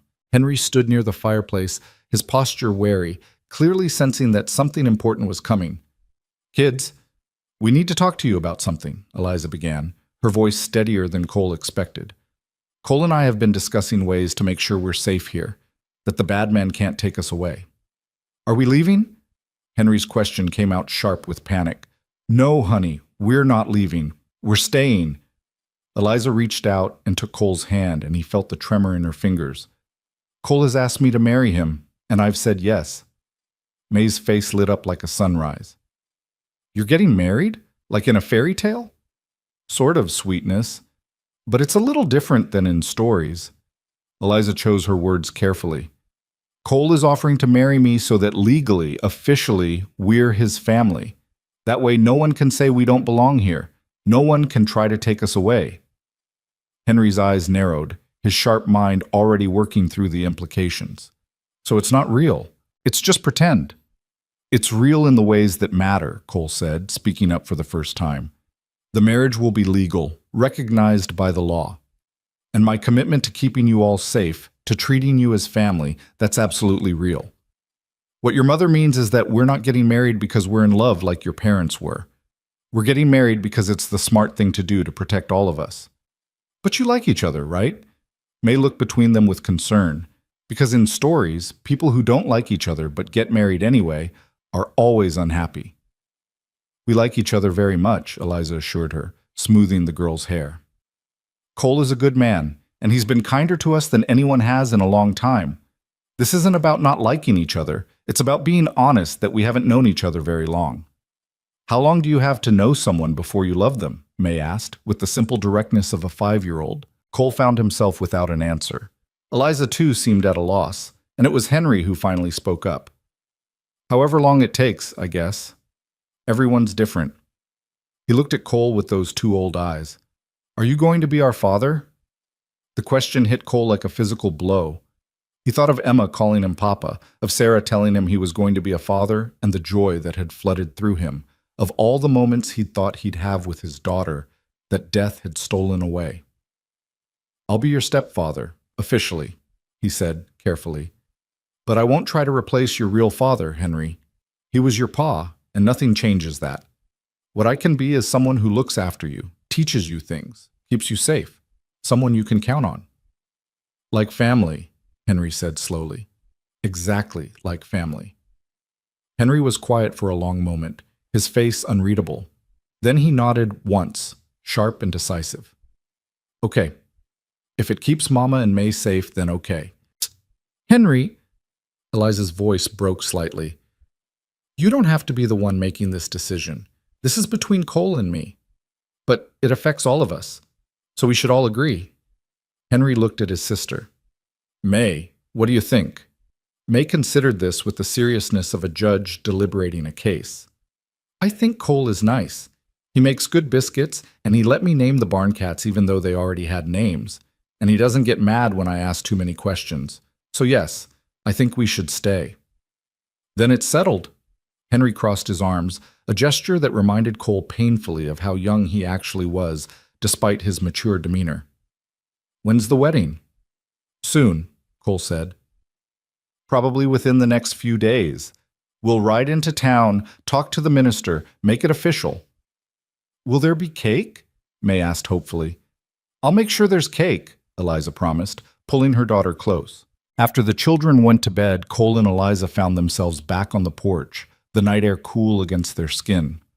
They sat in their usual spots, but something had shifted between them, a weight of decision, of commitment made, of futures suddenly intertwined in ways neither had anticipated a week ago. Are you sure about this? Eliza asked for what felt like the 100th time. Really, truly sure? I'm sure. Are you? I think so. I'm terrified, but I'm sure. She laughed shakily. Does that make sense? Perfect sense. Cole leaned back against the porch post, watching the stars. I'm terrified too, if it helps. Of what? Of failing you. Of those men coming back and me not being strong enough or smart enough to stop them. Of Henry and May needing more than I know how to give. Of waking up one day and realizing I've made your life worse instead of better. Cole Maddox, you've literally saved our lives. I don't think you could make things worse if you tried. Give me time. I'm sure I'll find a way to disappoint you eventually. I doubt that. Eliza's voice was soft but certain. Everything I've seen from you tells me you're incapable of being less than honorable. They lapsed into comfortable silence, and Cole found himself thinking about what came next. The wedding itself would be simple. A trip to town, a few words from the minister, signatures on paper. But after that, after they returned to the ranch as husband and wife, what then? They'd have to figure out living arrangements, how to present themselves to others, how to navigate the strange intimacy of being married while remaining essentially strangers. We should probably discuss practicalities, Eliza said, as if reading his thoughts. Like sleeping arrangements. Cole felt heat creep up his neck. I'll stay in my room. You and the kids can keep the upstairs. That seems reasonable. And anything you need changed in the house, any way you want things organized differently, you just say so. This is your home now. Our home, Eliza corrected gently. It's our home. I don't want you to feel like you're a guest in your own house just because we're here. I won't, I promise. Another silence, less comfortable this time. Finally, Eliza said, What do we tell people? About why we're getting married so suddenly? The truth, mostly. That you're a widow who needed help, that I offered it, that marriage seemed like the most practical solution. People will gossip no matter what we say, but at least if we're straightforward, they can't accuse us of hiding something. They'll accuse us anyway, Eliza said with a bitter laugh. A woman with 2 children marrying a widower after knowing him for a week? They'll say I'm a fortune hunter, or that you're a fool, or both. Let them say what they want. We know the truth. And what is the truth, Cole? Really? Eliza turned to look at him, her face barely visible in the darkness. Is this really just about protection, or is there something else? The question was dangerous, pushing at territories neither of them was ready to explore. Cole thought about lying, about keeping things simple and uncomplicated, but Eliza deserved honesty. I don't know, he admitted. I know I care about you and the children. I know having you here has made me feel alive again in ways I'd forgotten were possible. I know that when I imagine you leaving, it feels wrong, like watching something precious slip through my fingers. But whether that's just because I've been alone too long, or because it's something deeper, I can't say yet.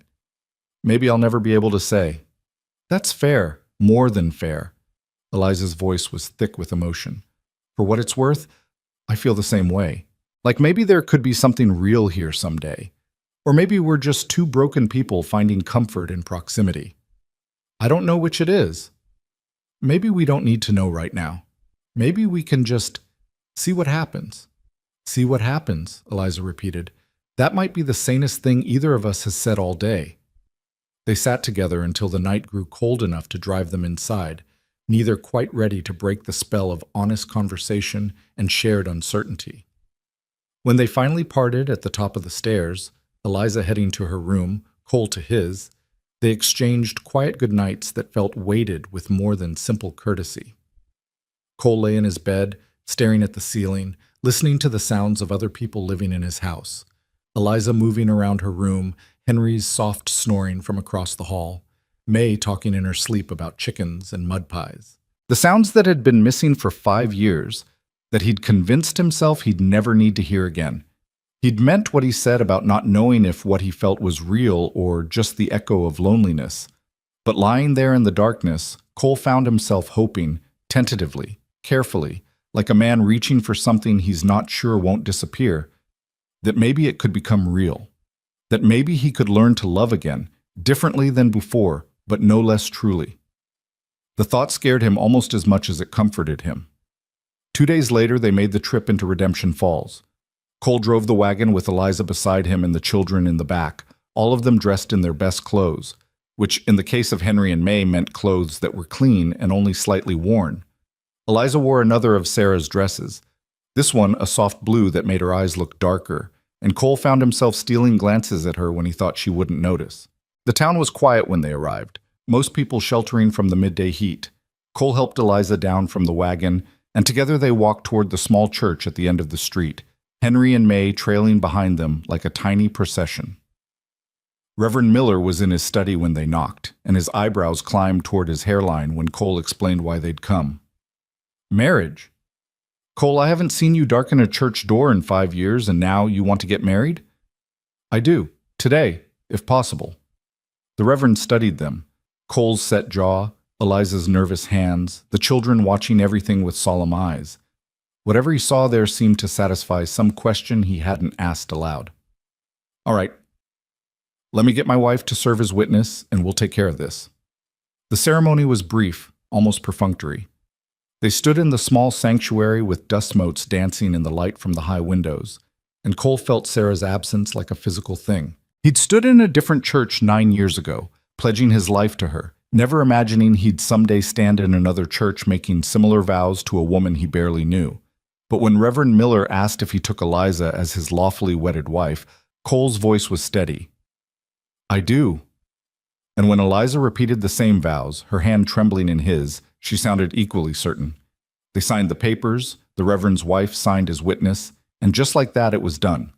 Cole Maddox had a wife again. Henry and May had a stepfather. The Warren family had legal protection that Thomas Warren would find difficult to challenge. Congratulations, Reverend Miller said, though his tone suggested he had questions he was too polite to ask.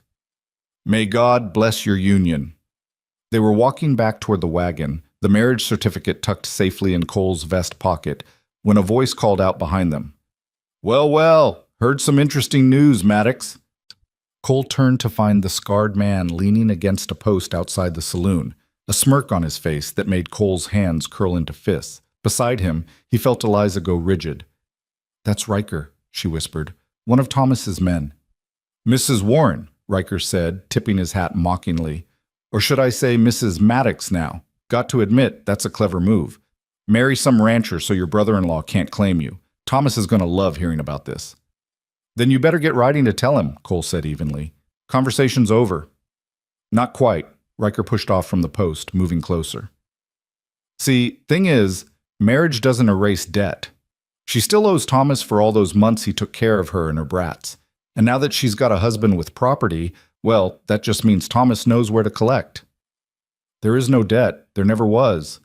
Cole's voice was quiet but hard as iron. And if Thomas Warren wants to discuss it further, he can take it up with a judge. Otherwise, he and you and anyone else he sends can stay the hell away from my family.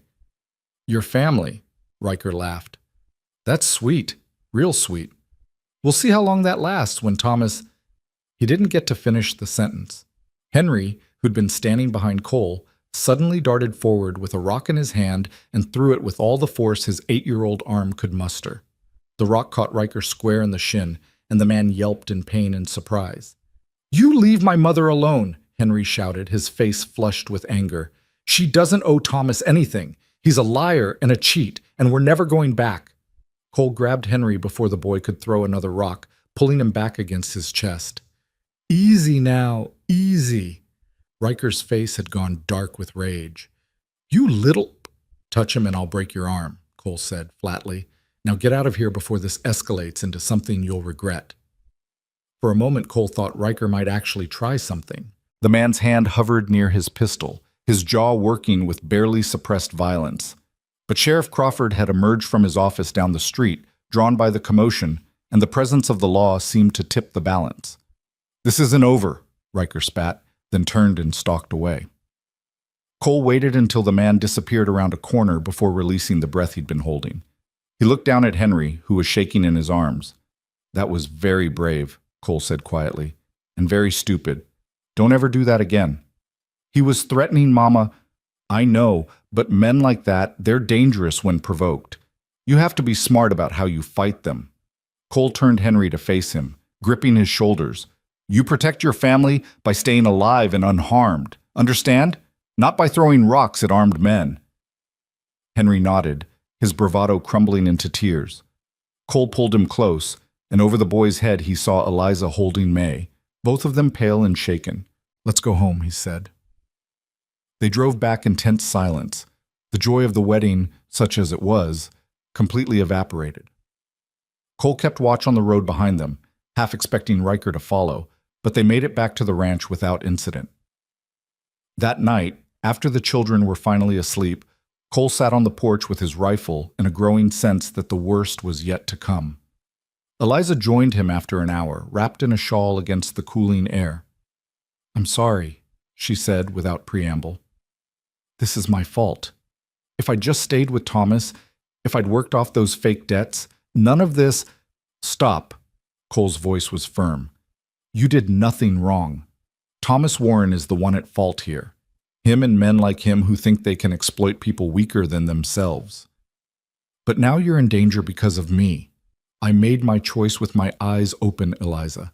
I knew there might be consequences. I don't regret it." She was quiet for a long moment. Then, "Henry could have been hurt today because of his connection to me. Henry was defending his mother. That's not weakness, it's love. And it's my job now to teach him how to channel that love into something that won't get him killed." Cole looked over at her. "We're a family now, in the eyes of the law and in reality. That means we face threats together, not with you shouldering all the blame." "A family," Eliza repeated softly, as if testing the word. "That's going to take some getting used to. For all of us."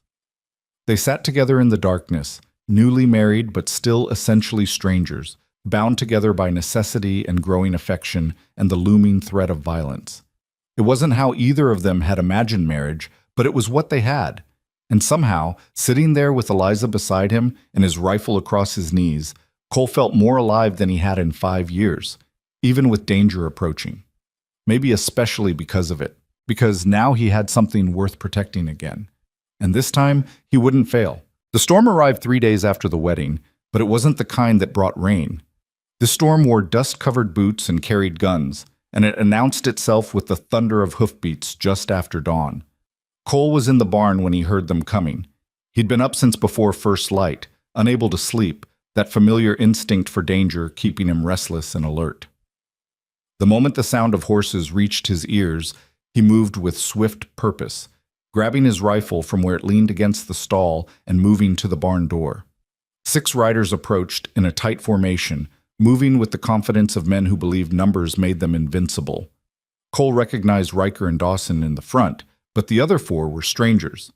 And in the center of the group, mounted on a fine bay horse that had no business being ridden hard across dusty Montana territory, was a man Cole instinctively knew was Thomas Warren.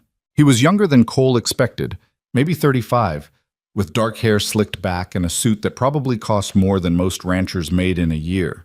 His face had a soft quality that spoke of indoor work and regular meals, but his eyes were hard and calculating as they swept over the Broken Creek Ranch like he was already counting its value.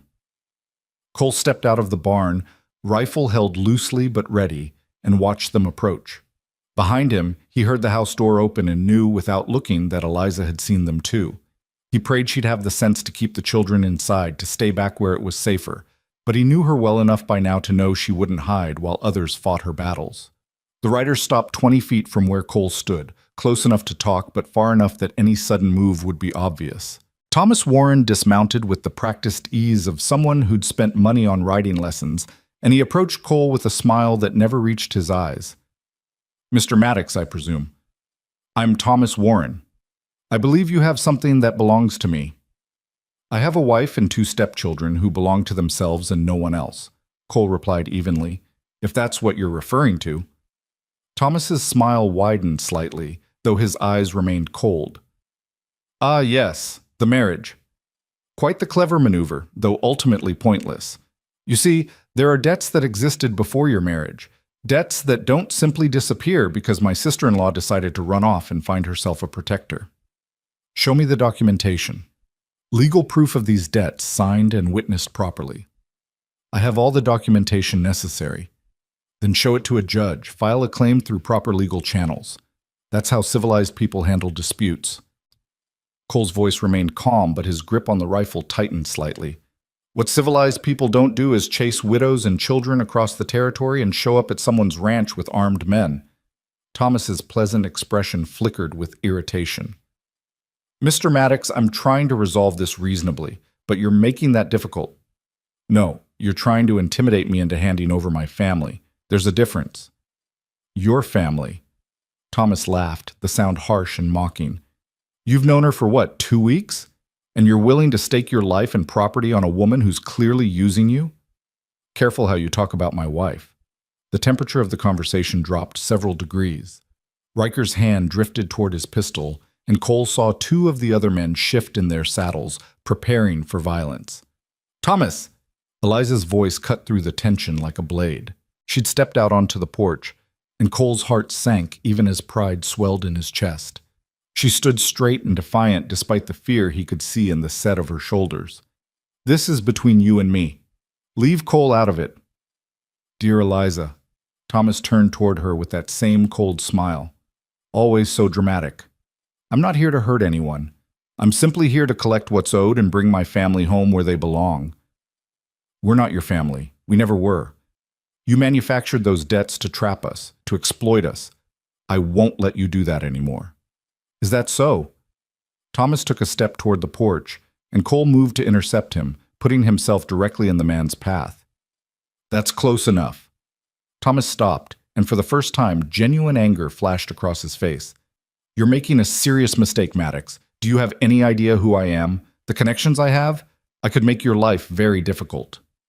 "You could try," Cole agreed. "But before you do, you might want to look around."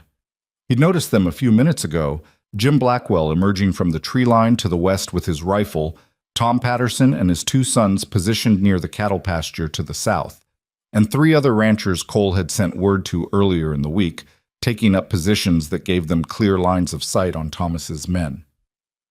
They'd been watching, waiting, and now they made themselves visible. Thomas's expression shifted from confidence to concern as he realized they were surrounded. His hired men looked to him for guidance, hands hovering near weapons but unsure whether drawing them would be suicide. "You see, Thomas," Cole said quietly, "you made a miscalculation. You thought you were coming to intimidate one lone rancher. But out here, we look after our own. And Eliza and her children, they're one of us now. This is illegal. What's illegal is threatening people on their own property. What's illegal is pursuing false debt claims across territorial lines. What's illegal is showing up with armed men to intimidate a family." Cole's voice grew harder. "You want to make this a legal matter? Fine. We'll ride into town right now and present our cases to Sheriff Crawford. You show your documentation, Eliza will show hers, and we'll let the law decide." "How does that sound?" Thomas's jaw worked furiously.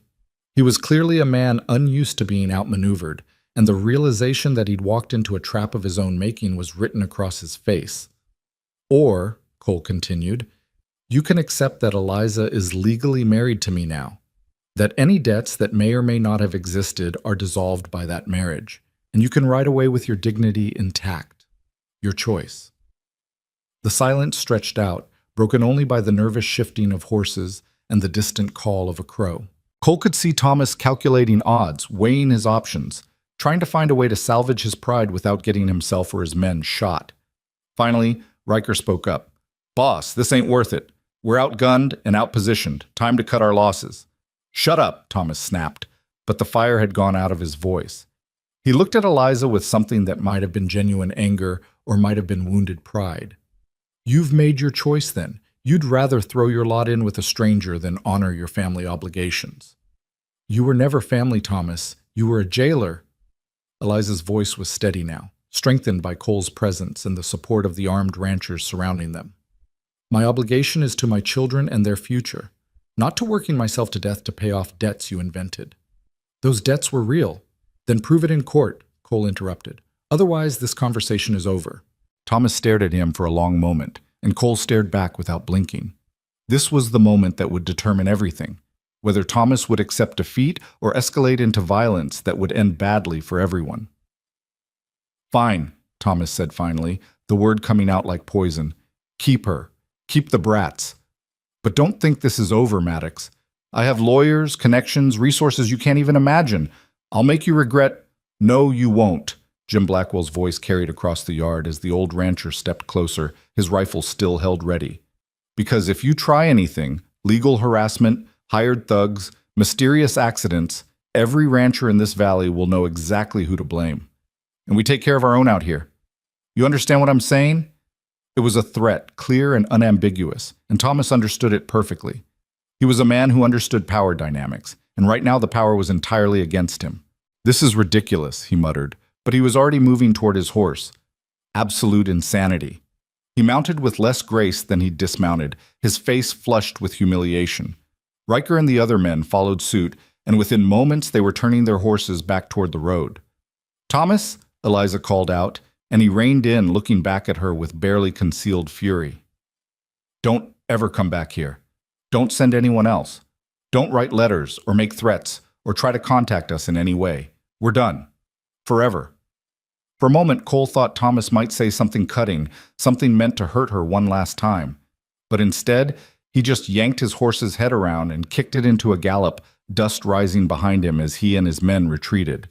Cole didn't lower his rifle until they were completely out of sight, and even then he kept it close. Jim and the other ranchers slowly emerged from their positions, gathering in front of the house with expressions ranging from relieved to grimly satisfied. Well, Jim said, slapping Cole on the shoulder, that was more excitement than I've had in months. Appreciate you coming, Jim. All of you.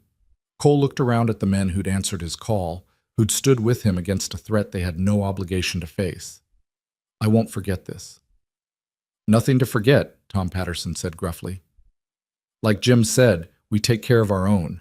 Mrs. Maddox is part of this community now, and that means something. Eliza had come down from the porch, and she was looking at all of them with tears streaming down her face. Thank you. All of you. I don't know how to repay— Don't need repaying, Jim interrupted gently. Just promise you'll pass it forward someday when someone else needs help. That's how things work out here. The ranchers stayed long enough to make sure Thomas and his men were truly gone, then gradually dispersed back to their own properties and responsibilities. Jim lingered longest, pulling Cole aside before he left. That went about as well as it could have, the old rancher said quietly. But you need to stay alert for a while. Men like Thomas Warren, they sometimes come back around when you least expect it. I know. I'll be careful. And Cole? Jim's weathered face softened slightly. I'm glad to see you living again, building something instead of just existing. Sarah would have approved. The words hit Cole harder than he expected, and he had to clear his throat before responding. Thanks, Jim. After everyone left, Cole found Eliza sitting on the porch steps with Henry and May pressed against her sides. All three of them looked exhausted, wrung out from the tension and fear. He sat down beside them, and May immediately crawled into his lap, seeking comfort. Is the bad man really gone? She asked, her voice small. He's really gone, sweetheart. Forever? Forever, Cole confirmed, though he knew Jim was right about staying alert. But May didn't need to carry that worry. You're safe now, all of you. Henry looked up at him with those serious eyes. You could have been killed. All of you could have been killed, standing up for us. But we weren't. That's what matters. Why did they come? Those other men, the ranchers, they don't even know us. Cole thought about how to explain the complex web of rural community bonds to an 8-year-old. Out here, Henry, we depend on each other. Your neighbors might be miles away, but when trouble comes, they're the only help you've got. So we look after each other. Someday, when one of them needs help, we'll be there for them too. Like family, Henry said slowly. Exactly like family, just a bigger one. They sat together as the sun climbed higher, the danger finally passed, the threat that had chased them for months finally neutralized. Cole felt Eliza's hand find his, and he squeezed it gently, acknowledging everything they'd been through, everything they'd survived together. The days that followed settled into a new rhythm, one that felt more permanent than the cautious uncertainty of before. With Thomas Warren's threat removed, Eliza and the children could truly begin to make the Broken Creek their home. May's laughter rang through the house with increasing frequency. Henry threw himself into learning everything Cole could teach him about ranching, and Eliza moved through each day with a lightness that transformed her entire bearing. Cole found himself drawn into their orbit in ways he hadn't anticipated. Teaching Henry to properly mend a fence line, listening to May's elaborate stories about the chickens' secret lives, watching Eliza hang laundry while humming to herself, these small domestic moments filled spaces in his heart he'd thought permanently closed. About 2 weeks after the confrontation, late summer brought the promised thunderstorms Jim had predicted. They rolled in one evening like drumbeats, massive clouds piling up against the mountains to the west, lightning flickering in their depths. Cole was checking the barn, making sure all the animals were secure, when the first drops began to fall. Within minutes, it became a deluge, rain pounding against the roof with enough force to drown out all other sound. He finished his work quickly and ran for the house, arriving soaked and breathless. Eliza met him at the door with a towel, laughing at his bedraggled appearance. "You look like you swam here." "Feels like I did." He dried his face and hair, then noticed the children weren't in sight. "Where are Henry and May?" "Asleep already. May was exhausted from playing outside all day, and Henry's been up since before dawn helping with the cattle." She took the wet towel from him. "There's hot coffee on the stove if you want some." They moved to the kitchen, and Cole poured himself a cup, listening to the rain hammer against the windows. It was the kind of storm that made you grateful for solid walls and a good roof, that reminded you how vulnerable humans really were against the raw power of nature. "Can I ask you something?" Eliza said, leaning against the counter. "Of course." "Are you happy?" The question came out tentative, uncertain. "With how things turned out, with us being here?" Cole considered the question seriously, wanting to give her an honest answer. "I don't know if happy is quite the right word. It's more like I feel like I'm living again instead of just going through motions. Does that make sense?" "It does. I feel the same way." She wrapped her hands around her own coffee cup. "When we first came here, I was so desperate I would have agreed to anything. But now, getting to know you, seeing how you are with the children, how you've stood up for us, Cole, I'm not here out of desperation anymore. I'm here because I want to be." The admission hung in the air between them, weighted with meaning. Cole set down his coffee cup and moved closer to her, drawn by something he couldn't quite name. "Eliza, I need to tell you something." "All right." "That first night, when I found you and the children behind that building, I told myself I was helping because it was the right thing to do. And that was true as far as it went. But somewhere along the way, it became more than that." He took a breath, committing to honesty even though it scared him. "I care about you, not just as someone I'm protecting or as my wife on paper, but as a person. I care about your thoughts and your fears and your hopes. I care about making you smile. And I don't know what that means or where it leads, but I needed you to know." Eliza's eyes were bright with unshed tears. "I care about you too.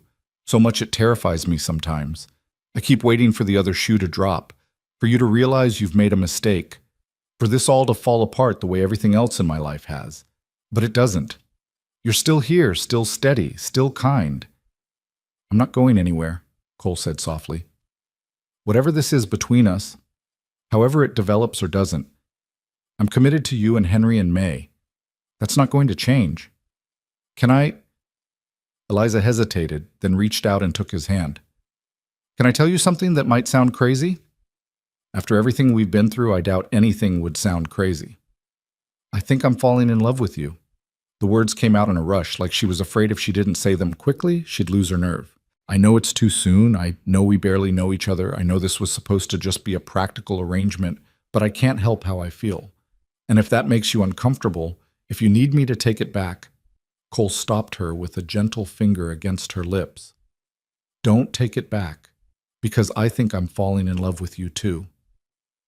The confession felt like stepping off a cliff, exhilarating and terrifying at once.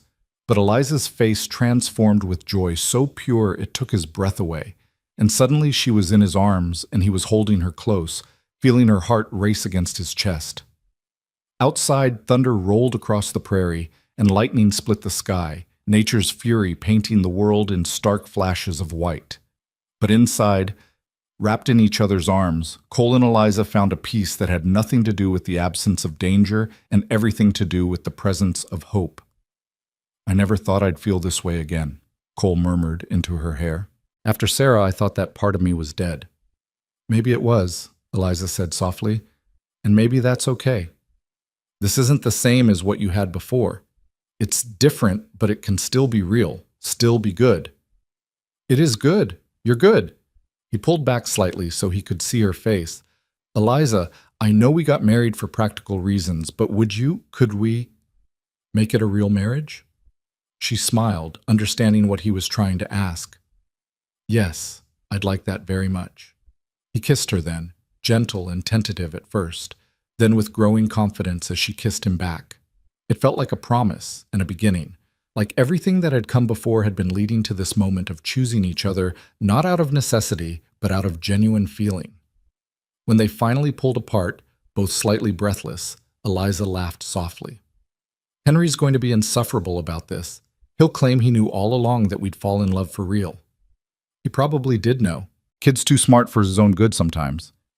They stayed in the kitchen talking for hours, sharing stories about their pasts, their dreams for the future, all the small details that turn strangers into partners. The storm raged outside, but they barely noticed, too wrapped up in each other and the tentative joy of new love to care about thunder and lightning. The summer wore on, and with each passing day, the Broken Creek Ranch felt less like Cole's property and more like their home. Henry grew taller and more confident, his nightmares about the bad men fading as security and routine replaced fear and chaos. May bloomed under the attention and safety, her natural curiosity and joy returning in full force. And Eliza transformed from the haunted, desperate woman Cole had first found into someone who smiled freely and dreamed boldly. Cole taught Henry to ride properly, how to read cattle, how to fix almost anything with wire and determination. He showed May which plants were safe to pick and which to avoid, how to collect eggs without upsetting the hens, where the best hiding spots were for when you needed a moment alone. And with Eliza, he learned to open his heart again, to trust that love didn't have to end in loss, that building something new didn't dishonor what came before. Jim Blackwell visited frequently, always with some excuse about needing to borrow a tool or check on a fence line, but really just wanting to see the transformation in his old friend. One afternoon, watching Henry work alongside Cole to fix a water trough, while May chased butterflies and Eliza tended her garden, Jim pulled Cole aside. You did good, son. Real good. That boy's going to grow up strong and capable. The girl's going to remember what it feels like to be safe and loved. And that woman, well, I haven't seen you look at anyone like that since Sarah. It's different than it was with Sarah, Cole said honestly. But it's real. Different doesn't mean lesser. Just means you're building something new instead of trying to recreate what was. Jim clapped him on the shoulder. I'm proud of you, Cole, for choosing to live again. It would have been easier to stay locked in that grief. Maybe, but easier isn't always better. By the time autumn began to paint the cottonwoods gold and send cool winds across the prairie, the Maddox family, as they were now known throughout the valley, had settled into a comfortable routine. Cole and Eliza shared a bedroom, their marriage real in every sense now, built on growing affection and genuine partnership. Henry had started helping with serious ranch work, earning his keep and learning skills that would serve him for life. May had adopted every stray animal within a 5-mile radius and somehow convinced Cole to let her keep most of them. One evening in late September, they sat on the porch watching the sunset paint the sky in shades of orange and purple. May was asleep on this porch swing, curled up like a cat, while Henry sat on the steps whittling a piece of wood with a knife Cole had given him for his 9th birthday. "You know what I realized today?" Eliza said, her head resting on Cole's shoulder. "What's that?"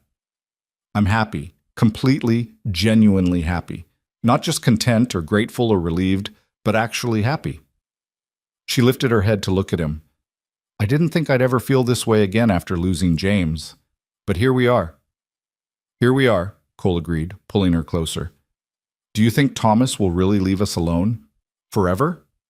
It was a fear that surfaced occasionally, usually when things were going well, and Eliza's mind started looking for threats. Cole understood it. When you'd been hurt as badly as she had, it was hard to trust good fortune. "I think he will. The legal marriage gives us protection, and the fact that we have community support means he'd be taking on more than just me if he tried anything. Men like Thomas, they're bullies. They pick on the weak and isolated. We're neither of those things anymore. Because of you. Because of all of us." Henry standing up to Riker, you refusing to back down, the ranchers coming when we needed them, even May in her own way. We're stronger together than any of us could be alone. Henry looked up from his whittling. "Are we really safe now? You promise?"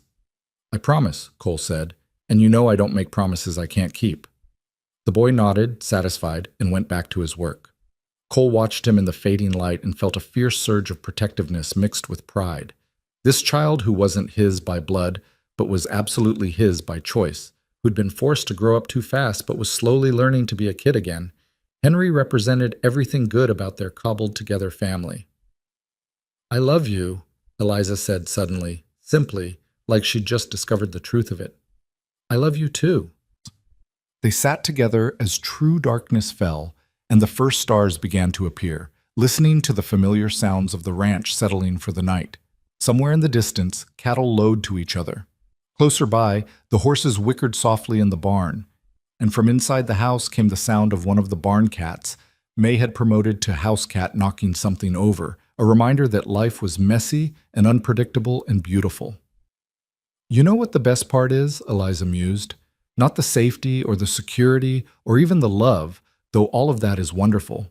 The best part is having a future to look forward to. For so long, I could only think about surviving the next day, the next hour. But now I can think about next spring's garden, about teaching May to read, about watching Henry grow into a man. I can think about growing old with you, about grandchildren someday, about a life that stretches out ahead instead of just trying to outrun the past." "Then that's what we'll do," Cole said simply. "We'll build that future day by day together." And they did. Through the winter that followed, as snow blanketed the prairie and they huddled close around the fire, they built routines and traditions that would define their family. Through the next spring, when new calves were born and May planted her first garden with Eliza's guidance, they built memories. Through the summer after that, when Henry learned to break a horse and Cole taught him to read the weather like a book, they built confidence. Years passed. Henry grew into a young man who could run the ranch as capably as Cole, who went to town and made the girls blush but always came home because home mattered more than adventure. May grew into a spirited girl who collected more than just animals. She collected stories and knowledge and the kind of fierce independence that came from being raised by people who'd fought for their freedom. And Cole and Eliza grew into each other, their love deepening with each shared season, each challenge overcome, each quiet evening spent on the porch, watching their children thrive in the home they'd built together. One evening, nearly 5 years after that first day, when Cole had found a desperate woman and her children hiding behind a building, he and Eliza stood on that same porch watching a spectacular sunset. Henry was in town courting the blacksmith's daughter, and May was at a friend's house for a sleepover, leaving them alone for the first time in what felt like forever. "Do you ever think about how different things would be if you just walked past that alley?" Eliza asked. "Sometimes, usually when I'm counting my blessings. We were so broken when you found us, desperate and scared and barely holding on. You were surviving against impossible odds. That's not broken, that's strong. Maybe, but you put us back together in ways we couldn't have done ourselves." She turned to face him, and in the golden light her face was luminous. "You gave us more than safety, Cole. You gave us a life worth living. You gave me the same thing. This house was dead before you came. I was dead, just going through motions. You brought it all back to life, laughter and purpose and love. Everything I thought I'd lost forever. So we saved each other. Yeah, I guess we did. They stood together watching the sun sink below the horizon, painting the clouds in shades of fire and gold. In the distance, they could see cattle moving across the pasture, heading toward shelter for the night. Closer by, the garden Eliza and May had planted together grew in neat rows, testament to patience and care. And all around them, the land stretched out in every direction, beautiful and harsh and honest. This was home, not the buildings or the property lines or even the specific piece of ground they stood on, but the feeling of belonging that came from choosing each other every day. From showing up, standing firm, building something real out of necessity and circumstance, and ultimately, love. Hey, Eliza? Yes? Remember when you said you'd stay one night and then leave? She laughed, the sound rich and free. I do. I was such a fool to think I could walk away from this. Not a fool, just scared. Well, I'm not scared anymore. This is where I belong, where we all belong. Good. Because I'm not planning on letting you leave, ever. Promise? Promise. The last light faded from the sky, and stars began to emerge one by one, the same stars that had watched over their first tentative nights together, that had witnessed their struggle and their triumph and everything in between. Cole thought about that desperate woman behind the building, about the choice he'd made to help her, about how that single decision had transformed both their lives in ways he never could have predicted. Some people would call it fate or destiny or divine providence. Cole just called it lucky. Lucky that he'd been in town that day. Lucky that Eliza had chosen to trust him. Lucky that they'd both been brave enough to build something new out of their broken pieces. Come on, he said, taking her hand. Let's go inside. In a minute. I want to stand here a little longer, just looking at everything we've built. So they stood together in the gathering darkness, Cole and Eliza Maddox, watching over the home they'd fought for and the life they'd created together. And in the quiet of that moment, with stars overhead and solid ground beneath their feet, they understood that sometimes the best things in life come not from careful planning or perfect circumstances, but from being brave enough to say yes when a stranger offers help, brave enough to stand against threats, brave enough to love again after loss. The future stretched out before them, full of possibility and promise. There would be challenges ahead, certainly. There always were. But they would face them together, as they had faced everything else, with courage and love, and the unshakable certainty that they were stronger united than they ever could have been apart. And that, Cole thought, as Eliza squeezed his hand and led him toward the warm, welcoming lights of their home, was more than enough. It was everything.